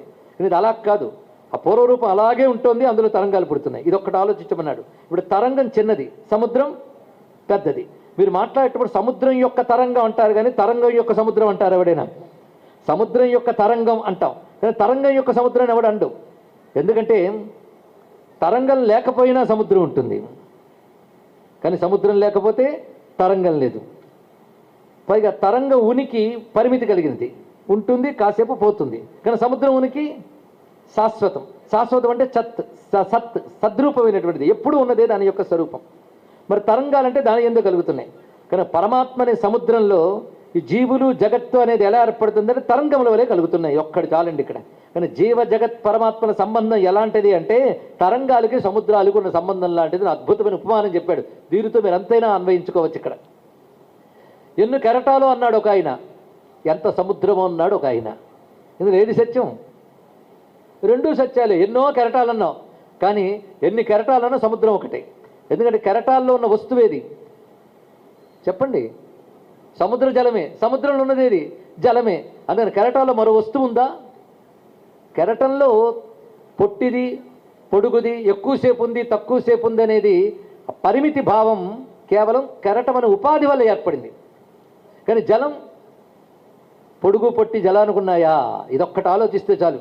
కానీ జీవులు అందరూ ఉండొచ్చు, కెరటాలు ఎన్నో ఉన్నట్లు. ఈశ్వరులు ఎందరున్నారు? ఒక్కడే ఉన్నాడు. సముద్రం ఒక్కటే, కెరటాలు అనేకం. ఈశ్వరుడు ఒక్కడే, కెరటాలు అనేకం. ఇప్పుడు మనం గమనించినట్లయితే కెరటం సముద్రంలోనే ఉంది, కానీ వేరేగా ఎక్కడైనా ఉందా? అటువంటిప్పుడు కెరటంలో ఉన్న సముద్ర జలం తప్ప మరో వస్తువు ఉందా? ఇది ఆలోచించు. మళ్ళీ అది లీనమైనప్పుడు దేనిలోకి వెళ్ళింది? సముద్రంలోకి వెళ్ళింది కదా. ఇది ఆలోచించినప్పుడు కెరటం అనే దృష్టి ఉన్నంతకాలం సముద్రానికి చెందినది అని తెలుసుకోవాలి ఇక్కడ. కానీ నిజానికి స్వతసిద్ధంగా పరిశీలిస్తే ఒక్క జలమే అంతటా వ్యాపించినది. కనుక ఉపాధి దృష్టితో చూస్తే జీవులు ఎందరో కనబడవచ్చు, కానీ చైతన్యం అనే దృష్టితో చూస్తే ఒకటే చైతన్యం, అది ఈశ్వర స్వరూపం అనేటువంటి ఏకత్వాన్ని అంత ప్రతిపాదన చేశారు ఇక్కడ. కానీ ద్వైతం ఎంతవరకు వస్తుంది? రెండు అనే భావం అంటే, హే నారాయణ, ఉపాధి భేదం ఉన్నంతసేపే నువ్వు నేనే భేదం. ఉపాధి భేదం తొలగుతున్న కొద్దీ చైతన్యం యొక్క స్ఫురణ కలుగుతున్న కొద్దీ ఏకత్వ భావమే స్ఫురిస్తుంది. ఆ స్ఫురణ సంపూర్ణమైనప్పుడు అదే ముక్త స్థితి, అది పూర్ణ స్థితి, అది అనంత స్థితి అనేది ప్రతిపాదన చేశారు ఇక్కడ. కనుక ఇందులో కెరటాలు సముద్రం ఒప్పుకుంటూనే వ్యవహారంలో కెరటాలు సముద్రం వలె ద్వైతం ఉన్నప్పటికీ అది ఉపాధిగతమైన భేదమే తప్ప వ్యవహారంలో కనబడుతుంది. పరమార్థత ఉన్నది ఏకత్వమే అని ప్రతిపాదన చేశారు. పరమార్థత ఏకత్వమైనప్పటికీ నా ఉపాధిగతమైనటువంటి భావం చేత నేను నీకు చెందినవాణ్ణి, అంతేగాని నువ్వు నాకు అని నాధీనుడు నేను అన్నయ్యా అని చెప్పడంలో సాధన దశలో భక్తులకు ఉండవలసిన స్థితిని చెప్తున్నారు. అదే స్థితిలో పరిపూర్ణ పరమార్థాన్ని మరువలేదు. అది శ్లోకంలో ఉన్నటువంటి గొప్పతనం. అక్కడ అది భగవత్పాదులు వారు చెప్పినటువంటిది, ఈ జగత్తు ఉండడం అనేది అసలు స్వరూపం కాదు. ఎందుకంటే దాన్ని అనేక రకాలుగా చెప్పచ్చు. ఇక్కడ కొంచెం సైన్స్ సహాయం కూడా తీసుకోవాలి, కానీ నేను సైన్స్ క్లాస్ చెప్పట్లేదు. ఒక్కొక్కప్పుడు మీకు అనిపిస్తుంది శంకరుల పేరు పెట్టుకుని శంకరుల గ్రంథం చెప్పకుండా ఏదో నామకే వస్తా 4-5 ప్రతిపాదన చేసి అందరినీ ఆనందింపజేసే కథలు కాకరకాయలతో కాలక్షేపం చేసిస్తే అందరికీ రంజింపబడుతుంది. కానీ శంకరులు ఏం చెప్పారో చెప్తూ ఉంటే ఒక్కడ అర్థం కాలేదండి అని విసుక్కునే వాళ్ళకు ఉంటారు. అలా ఎవరైనా అర్థం కాలేదని విసుక్కుంటే ఇవాళ నేను సరిగ్గా చెప్పానని భావిస్తాను. ఎందుకంటే సత్యం స్వరూపమే అది. సైన్స్ పాఠం చెప్తానంటే ఎంతమంది వస్తారండి? మార్కులు వేస్తారంటే వస్తారు. కానీ సైన్స్ ఎలాంటిదో అచ్చమైన ఫిలాసఫీ కూడా అలాంటిదే. ఎందుకంటే సైన్స్ అయితే అది సూపర్ సైన్స్, అందుకే అలా ఉంటుంది దాని యొక్క తత్వం. గంభీరం సత్యం ఎప్పుడు సైన్సే, మరొకటి అవుతుందా? సత్యాన్ని ప్రతిపాదన చేశారు భగవత్పాదులు వారు, అది తెలుసుకోవాలి. అందుకే ఈ మధ్య quantum physics and Shankara's philosophy అని ఒక అద్భుతమైన రీసెర్చ్ గ్రంథం వచ్చింది. అంటే భౌతిక శాస్త్ర పరిజ్ఞానం దానిలో ఇంకా లోతులకు వెళ్ళిపోతూ ఉంటే శంకరులు చెప్పింది సత్యం అని తెలుస్తుందిట. అది ఈ మధ్య కాలంలో, ఇటీవల కాలంలో హ్యాన్స్ పీటర్ డ్యూర్ అనేటువంటి మ్యూనిచ్ దేశానికి సంబంధించినటువంటి క్వాంటమ్ ఫిజిసిస్ట్, అంటే భౌతిక విజ్ఞాన శాస్త్రంలో ఇప్పుడు ఉత్కృష్ట దశకు వచ్చింది క్వాంటమ్ ఫిజిక్స్. అంటే విజ్ఞాన శాస్త్రంలో మొట్టమొదటి మన ఐన్స్టైను ఇత్యాది వాళ్ళ పేర్లు చెప్తాం, ఇంకా న్యూటన్ మొదలైన వాళ్ళ పేర్లు చెప్తాం. ఇది విజ్ఞాన దశలో ప్రారంభ దశ, వాళ్ళని మనం గౌరవిస్తున్నాం. కానీ తర్వాత ఇంకా ఎంతో విజ్ఞాన శాస్త్రం, ఇప్పుడున్నటువంటి సైన్స్ ఇంకా పరిణామం తీసుకుంది. అందులో వచ్చేటప్పుడు అంతరిక్ష విజ్ఞానం, వీటన్నిటి మీద జరుగుతున్న రీసెర్చ్ అంతా ఇంత కాదు. వీటన్నిటితో ఇప్పుడు లేటెస్ట్గా వచ్చినటువంటి సైన్స్ యొక్క ఆవిష్కారాలు ఆశ్చర్యం కలుగుతాయి. అలాంటి వాటిలో ఈ హ్యాన్స్ పీటర్ అనేటువంటి వాడు ఇటీవల చెప్పిన ఒక మాట చెప్తున్నాను. ఆయన సైంటిస్ట్గా ఆయన ఎక్స్పీరియన్స్ 55 ఏళ్ళు సైంటిస్ట్గా. ఆయన చెప్తున్నాడు, whenever I give a lecture on quantum physics I feel as I am talking on Vedanta. ఇది ఆయన మాట, నేను యాజ్ ఇట్ ఈజ్ చెప్తున్నాను. ఇక్కడ నేను క్వాంటమ్ ఫిజిక్స్ గురించి లోతులుగా చెప్తూ ఉంటే బహుశా హిందువుల వేదాంతం చెప్తున్నానేమో అనిపిస్తున్నది అన్నాడు. ఇక్కడ అంటే విజ్ఞాన శాస్త్రం పండిపోతే వేదాంతం అవుతుంది, తెలుసుకోండి. ఇక్కడ పండిపోయిన విజ్ఞానం వేదాంతం. అందుకే ప్రజ్ఞానం బ్రహ్మ అని చెప్పినటువంటిది విజ్ఞానం కంటే గొప్పదైన ప్రజ్ఞానాన్ని చెప్పిన బ్రహ్మ సిద్ధాంతం ఏదైతుందో అది గొప్పదని పండిపోయిన విజ్ఞాన శాస్త్రవేత్తలు అంగీకరిస్తున్నారంటే విజ్ఞాన శాస్త్ర సమ్మతమైనటువంటి హిందూ ధర్మం నాది అని ప్రతివాడు ఎంత గర్వంగా చెప్పవచ్చండి. ఈ మాటనే ఆదిశంకర భగవత్పాదుల వారి భక్తులైన ఒక మహానుభావుడు చెప్పాడు. ఎప్పుడైనా గుర్తుపెట్టుకోండి, జగత్తులో భారతదేశం గొప్పతనం కానీ సనాతన ధర్మం గొప్పతనం కానీ చాటి చెప్పగల శక్తి ఎవరికి ఉంటుందంటే, ఎవరైతే సనాతన ధర్మంలో అన్ని సంప్రదాయాల్ని అన్ని శాఖలని కలిపి చూడగలడో వాడు మాత్రమే భారతీయతకి సనాతన ధర్మానికి ప్రతీకగా నిలవగలడు, ప్రతినిధిగా ప్రకాశించగలడు. దానికి ఉదాహరణ స్వామి వివేకానంద. స్వామి వివేకానంద ఆదిశంకర భగవత్పాదుల వారి సిద్ధాంతాన్ని ఎంత గొప్పగా ప్రతిపాదన చేశారు. ఆయన ఒక మాట అంటారు, the future religion of the world is nothing but Vedanta. ఇది చెప్పాడు. ఇక్కడ ప్రపంచం యొక్క భావ్య మతం వేదాంతం తప్ప మరొకటి కాదు. ఎందుకంటే గొప్పగా తర్కించగలవా? తర్కం పండిపోతే తత్వం అవుతుంది, విజ్ఞానం పండిపోతే వేదాంతం అవుతుంది. అటువంటి వేదాంతం యుగాల క్రితమే స్పష్టంగా చెప్పిన జాతి భారత్ జాతి. కానీ అద్వైతం పరమ సిద్ధాంతం. దాని సాధనా క్రమంలో చెప్పినటువంటి ఇతర ఆరాధనలు ఉన్నాయే అవి కూడా మా గ్రాహ్యములే, అవి కూడా ఆ విజ్ఞానం వైపు తీసుకెళ్లే మార్గములు, అవి ఋషులు ఏర్పరిచిన పద్ధతులు. అందుకే ద్వైత విశిష్టాద్వైత అద్వైతములు 3 పదములు ఒక మధ్వాచార్యుల వలన, రామానుజాచార్యుల వలన, శంకరాచార్యుల వలన రాలేదు, దానికి పూర్వమే ఉన్నాయి. అది తెలుసుకోవాలి ఇక్కడ. అంతేగాని వారితో ప్రారంభం కాలేదు. ఆ పూర్వమే ఉన్న వాటికి వీరు పరంపరని కొనసాగించారే తప్ప అప్పుడు పదములు వేరుగా ఉన్నాయి అంతే. భేదవాదులు, అభేదవాదులు, భేదాభేదవాదులు ఇత్యాది పేర్లు వారు. దీని మహిమ్న స్తోత్రంలో ధ్రువం, ద్రవ్యాద్రవ్యం, అధ్రువం అనే మాటను వాడతాడు ఇక్కడ. ఈ పదాలే మారి మారి వచ్చేయండి. ఏమైనప్పటికి కూడా మానవుడి యొక్క బౌద్ధిక స్థాయి బట్టి వాడందుకోదానికి తగ్గ మార్గాన్ని వేదం ఏర్పరిచింది. అందుకే అన్ని రకాల మార్గాలు ఏర్పరిచింది. పొందవలసిన సత్యం ఒకటైన మార్గాలు ఎందుకున్నా ఇన్ని అంటే జీవులు ఎందరో గనక. అంతేగాని అందరికీ ఒకటే పుస్తకం, అందరికీ ఒకటే మార్గం అనదు సనాతన ధర్మం. ఎందుకంటే అందరికి ఒక మార్గం కాదు, అందరి బుద్ధులు ఒకటి కాదు, కానీ అందరూ తరించాలి. కానీ అందరూ తరించడానికి వారి బౌద్ధిక స్థాయి బట్టి చెప్తారే, దేన్ని చెప్పాలో దాన్ని చెప్తారు. ఒక మహాపురుషుడు ఉండవచ్చు, మీరు వారిని ఆశ్రయించారనుకోండి, రామనామం చేసుకుంటారు. ఇంకెవడో వస్తాడు, లోపలికి రానాయనా నీతో కొంచెం ఉపనిషత్ పాఠం చెప్తానంటాడు. అంటే మనం అనుకోకూడదు, ఆయనకు రామనామం చేయమన్నావు, ఈయనకు ఉపనిషత్ పాఠం ఎందుకు చెప్పమన్నావు అంటే వీరు బుద్ధిస్తానికి తెలుసు. ఈ రెండింటికి పనికొచ్చినటువంటి వేద మార్గాన్ని అని చెప్పాడు, తెలుసుకోవాలి ఇక్కడ. అది భగవత్పాల్ వారు చెప్పిన మాట. ఇక్కడ ఈ సైంటిస్ట్ చెప్పిన మాటని, అంటే హ్యాన్స్ పీటర్ చెప్తున్న మాట మరొకటి ఒక్కసారి విందాం. I studied matter for the last 35 years only to find out. నేను మ్యాటర్ అంటే పదార్థ విజ్ఞానాన్ని గత 35 ఏళ్లుగా తీవ్రంగా అధ్యయనం చేశాను. అధ్యయనం చేసి తేల్చుకున్నది ఏంటంటే only to find out that it does not exist. పదార్థం అనే దానికి ఉనికి లేదు అన్నాడు, పదార్థ జగత్తుకు ఉనికి లేదు అన్నాడు. దీన్నే భగవత్పాదులు వారు జగన్మిథ్య అన్నారు. ఎందుకయ్యా సైన్స్ చెప్తే ఆయన మీద కోపగించుకోవడం? సైంటిస్ట్ అదే మాట చెప్తున్నాడు చూడండి ఇక్కడ. తర్వాత మాట, I have been studying something that does not exist. అంటే ఇంతకాలం నేను చదివింది ఏంటంటే ఏది లేదో దాన్నే చదివాను, నిన్నాళ్ళకి తెలుసుకున్నాను అన్నాడు ఇక్కడ. ఈ మాట వినండి ఎంత అందంగా ఉన్నదో. అచ్చం ఉపనిషత్తు చెప్పినట్టు చెప్పిన సైంటిస్టులు కొందరు ఉన్నారు. కనుకనే హిందూ మతం గొప్పతనం గొప్ప సైంటిస్టు మాత్రమే అంగీకరించగలడు. సైన్స్ తెలియని వాళ్ళకి దీని గొప్పతనం తెలియదు. కనుకనే the most scientific and philosophical religion అనే ఎర్త్ ఏది అంటే నథింగ్ బట్ హిందూయిజం అనడానికి మన గురువు గారు ఎవరంటే ఆదిశంకర భగవత్పాల్ వారు. కనుక ఆదిశంకర భగవత్పాల్ మాటలు చక్కగా మనం గ్రహించగలిగితే విజ్ఞాన శాస్త్ర సమ్మత మతం మనం అందించగలం.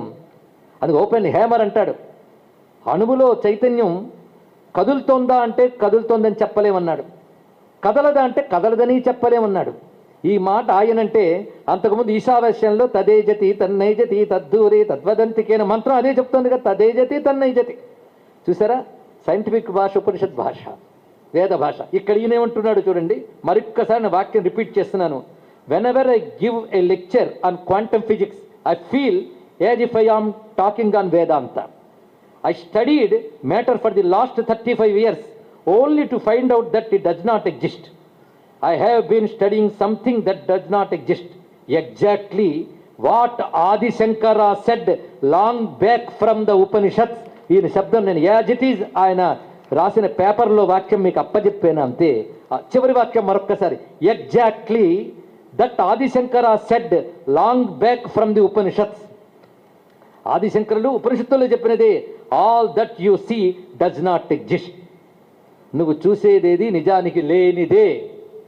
నిజానికి లేనిదే అంటే లేనిదా అంటే శూన్యవాదం అవుతుంది. మరి శూన్యవాదం కాదు, లేనిది అని తెలుసుకుంటున్న సాక్షిరూప చైతన్యం ఉంది కదా, అది మాత్రమే ఉంది. అదే ప్రజ్ఞానం, ఆ సాక్షిరూపణ చైతన్యం మాత్రమే. దాన్ని అది అధిష్టానముగా ఉండగా ఆరూపముగా ఈ జగత్తంతా అధ్యారోప దృష్టితో జగత్తును చూడు, అది ఆరూపమే. ఇది చెప్పాలంటే రజ్జు సర్ప భ్రాంతి సరిగ్గా మనకు కనిపిస్తున్నది. ఇది అద్వైతం యొక్క సిద్ధాంతం.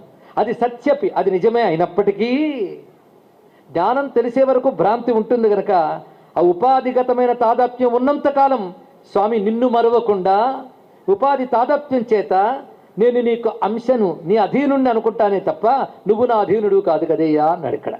ఆ భావాన్ని ఇక్కడ భగవత్పాల్ వారు చూపించారు.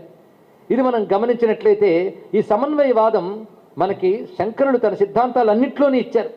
అద్వైతం చెప్పే గ్రంథాలన్నింటిలోనే కనబడుతుంటుంది ఈ శ్లోకం. విభిన్న పాఠభేదాలతో కొంచెం అటు ఇటు కనబడ్డప్పటికీ ఒక్కసారి ఆ శ్లోకం అనుకుందాం. దేహ దృష్ట్యాతు దాసోహం జీవదృష్ట్యా త్వదంసక ఆత్మబుద్ధ్యా త్వమేవాహం ఇది మే నిశ్చితామతి. ఇది హనుమంతుడు అన్నట్లు చెప్తారు.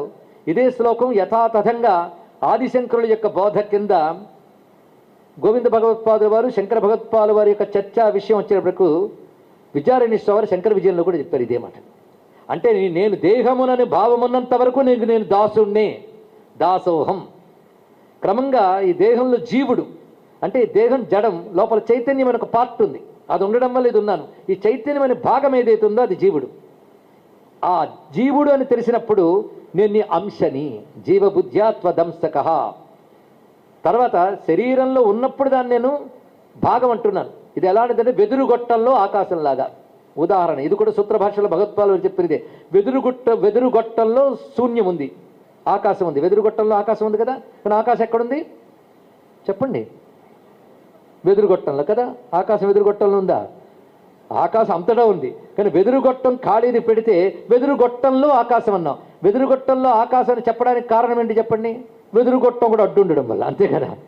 కొండలో గాలి అని ఎందుకన్నామంటే కొండ ఉండడం వల్ల, కొండలో అయిపోయినా గాలి ఉంది, వెదురుగొట్టంలో అయిపోయినా ఆకాశం ఉంది. కానీ వెదురుగొట్టంలో ఆకాశం బయట ఉన్న మహాకాశంలో ఒక పార్ట్ కదా. చెప్పండి, మీరే చెప్పాలి నాకు. వెదురుగొట్టంలో ఉన్న ఆకాశము మహాకాశంలో ఒక పార్ట్ కదండి. పార్టా? ఆకాశం పార్ట్ అయ్యిందా? కాలేదు.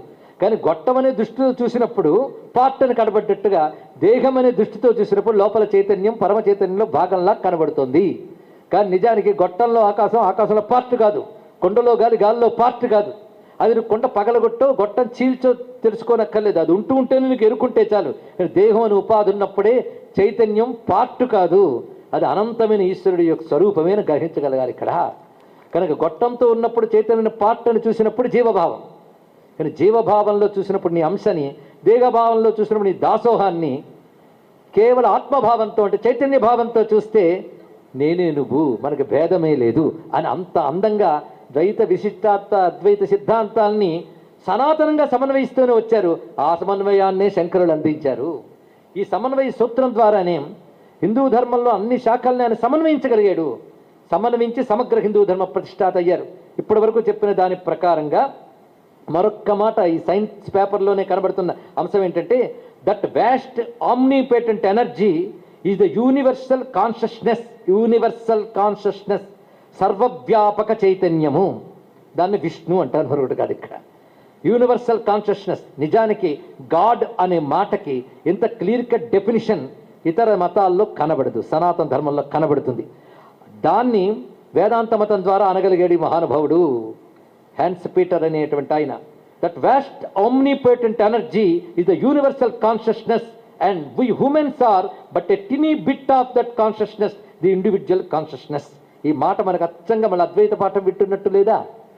కానీ సైన్స్ పండిపోతే అది కనుక అరకొర సైన్స్ చదివేసి వీళ్ళు సైంటిస్టులు అనుకుని భగవంతుడి అస్తిత్వాన్ని నిరసించే వాళ్ళు ఉంటారు. అస్తిత్వవాదం తీసేయకూడదు. జగత్తుకి అస్తిత్వవాదం లేదు, కానీ అస్థి అనేది ఒకటే పదార్థం ఉన్నది, అది తెలుసుకోవాలి ఇక్కడ. ఆ అస్తే పరమాత్మ.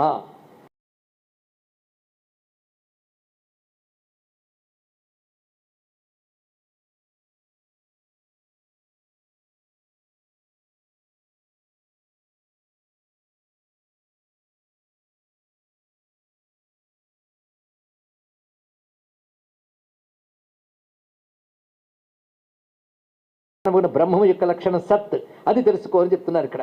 అది సత్యపి భేదాపగమే నాత తవాహం న మామకీనస్త్వం సాముద్రోహి తరంగ క్వచన సముద్రో న తారంగ అని సాధనా దశ, సిద్ధ దశ అని రెండు చూపించాడు. సాధన దశలో భేదాన్ని ఎలా అంగీకరించాడు? ఆయనక్కడ నేనిక్కడ అని కాకుండా ఆయన వల్ల ఆయన యందు కలుగుతున్న నేను అనబడే పరిమిత భావం ఏదుందో ఆ పరిమిత భావం ఉన్నంతసేపు నేను ఆయనకు ఆశ్రితుణ్ణి, ఆయనకు అధీనుణ్ణి. క్రమంగా చైతన్య దృష్టి కలిగినప్పుడు అంతా ఒకే సముద్రము, నేనని ఆయనని ఒకట్లేదు, ఈ ఎరుకలకు వెళుతున్నాం. కనుక పరమార్థత అద్వైతం సత్యమైనప్పటికీ సాధన దశలో ఇవన్నీ కూడా గ్రాహ్యములే. ఆ దశలో వినమ్రమైన భక్తి మాత్రమే ఉంటుందని ఒక్క శ్లోకంలో భగవత్పాదుల వారు ఎంత అద్భుతమైన సిద్ధాంతాన్ని సమన్వయాన్ని ప్రతిపాదించారో తెలుసుకుంటూ దీనికి వైజ్ఞానిక ఉపపత్తిని కూడా మనం స్వీకరించి విజ్ఞాన శాస్త్రమైన విచారణ అయినప్పటికీ కూడా మనకు తెలియజేస్తున్నటువంటి ఆదిశంకరుల యొక్క అద్భుతమైన జ్ఞానం ఏదైతే శృతి స్మృతుల ద్వారా ప్రతిపాదింపబడుతుందో అటువంటి జ్ఞానం ఏదుందో దాన్ని మనం తెలుసుకునే ప్రయత్నం చేస్తున్నాం. 3 శ్లోకాలు అయిపోయాయి 2 రోజులకి. ఈ లెక్కన మరో 3 శ్లోకాలు చెప్పాలంటే నాకు మరో 2 రోజులు కావాలి.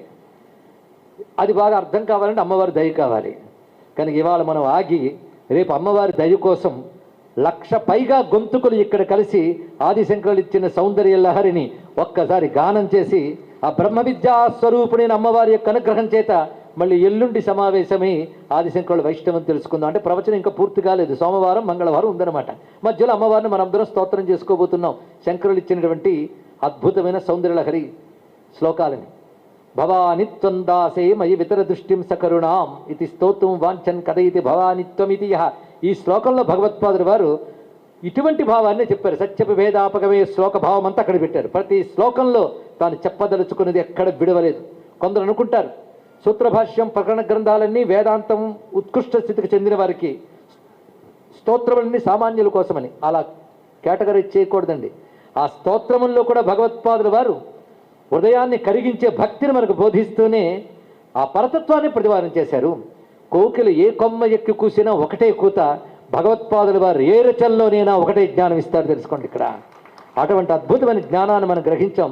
శంకరుల మార్గంలో భక్తి ఇంత గొప్పది కనుకనే ఇక్కడ ఎలాగైతే శంకరులు ద్వైత అద్వైతాలు మెలిక పెట్టారో అలాంటి మెలికనే చూపిస్తూ తాను అద్వైతం పరమ సిద్ధాంతంగా నమ్మిన వాణ్ణి అని చెప్పిన మరో మహానుభావుడు ద్వైతము సుఖమా అద్వైత సుఖమా అని చెప్పినటువంటి త్యాగరాజస్వామి వారు. ఆ త్యాగరాజస్వామి వారు ఆవిర్భవించిన దివసం ఈరోజు. చాలామంది వైశాఖ శుక్ల షష్ఠి త్యాగరాజస్వామి వారి యొక్క పుట్టిన దినంగా భావిస్తున్నారు చాలామంది. కానీ ముత్తయ్య భాగవతారు త్యాగరాజ విజయం అని సంస్కృత గ్రంథాన్ని రచించారు. అది పరమ ప్రామాణ్యం. అందులో ఆయన స్పష్టంగా రాశారు శ్లోక ప్రమాణంతో, బహుధాన్యనామ సంవత్సరం శుక్ల వైశాఖ శుక్లపక్ష సప్తమి నాడు మన త్యాగరాజస్వామి పుట్టారు అని, త్యాగరాజస్వామి వైశాఖ శుద్ధ సప్తమి నాడు పుట్టారని ప్రతిపాదన చేశారు. తమిళులు కూడా అదే భావన చేస్తూ ఉంటారండి. మనం ఎందుకు షష్ఠి అని భావిస్తున్నారంటే బహుశా రెండు సంధిగా అనిపించిందేమో చాలామందికి. కానీ ముత్తయ్య భాగవతారు త్యాగరాజ విజయం మన ప్రమాణంగా ఉన్నది. అయితే మరి సప్తము కూడా ఇప్పుడు మనం చెప్పుకుంటున్న గడియకి సప్తం వచ్చింది కనుక త్యాగరాజస్వామిని కూడా నమస్కరించుకోవాలి. ఆయన ఇదే సిద్ధాంతాన్ని ఎప్పుడు ప్రతిపాదన చేశారంటే శంకర సంప్రదాయంలో ఆయన సన్యాసాశ్రమం స్వీకరించాక అద్వైతం ఎలా చెప్పారు అని ఒక్కసారి పరిశీలిస్తే, పరమాత్ముడు వెలిగే ముచ్చట బాగా తెలుసుకోవే, హరియట హరుడట అఖిలాండ కోటులట, అందరిలోనూ పరమాత్ముడు వెలిగే బాగా తెలుసుకోవే అంటూ ఒకడైన పరమాత్మని చక్కగా ప్రతిపాదన చేశారు. ఇక్కడ అందరిలో వెలిగిపోతున్న పరమాత్మని తెలుసుకున్నానని ఇలాగా అద్వైత భావ బంధురంగా అనేక కీర్తనలో గానం చేసిన త్యాగరాజస్వామి వారు, ఆ నాద బ్రహ్మేంద్ర యోగి కూడా త్యాగరాజ మార్గానికి చెందినటువంటి పరమ ప్రేమ రూప సంకీర్తన మార్గాన్ని ప్రతిష్ఠ చేసినటువంటి వారే. అటువంటి ఆ నాద బ్రహ్మమును ఒక్కసారి మనం నమస్కారం చేసుకుంటూ రేపటి రోజున సమావేశమై సౌందర్యలహరి గానంలో అందరం పాల్గొందాం. దీన్ని దూర దర్శనాల నుంచి వీక్షిస్తున్నటువంటి వారు కూడా రాగలిగినంత దూరంలో ఉంటే వచ్చి ప్రత్యక్షంగా ఇక్కడ పాల్గొనాలండి. ఇక్కడ వచ్చే అవకాశం లేని వారికే దూర శ్రవణాలు దూర దర్శనాలు. రాగలిగిన వారు వచ్చినప్పుడే ప్రత్యక్ష శక్తిని పొందుతారు. దూరం నుంచి చూసేవాళ్ళు శబ్దం పొందుతారు కానీ శక్తిని పొందలేరు. దగ్గరికి వచ్చిన వాళ్ళకి శక్తి లభిస్తుంది, శక్తి తరంగాలు లభిస్తాయి. అటువంటి పరమశక్తి స్వరూపిణైనటువంటి అమ్మవారికి నమస్కారం చేస్తూ ఆదిశంకర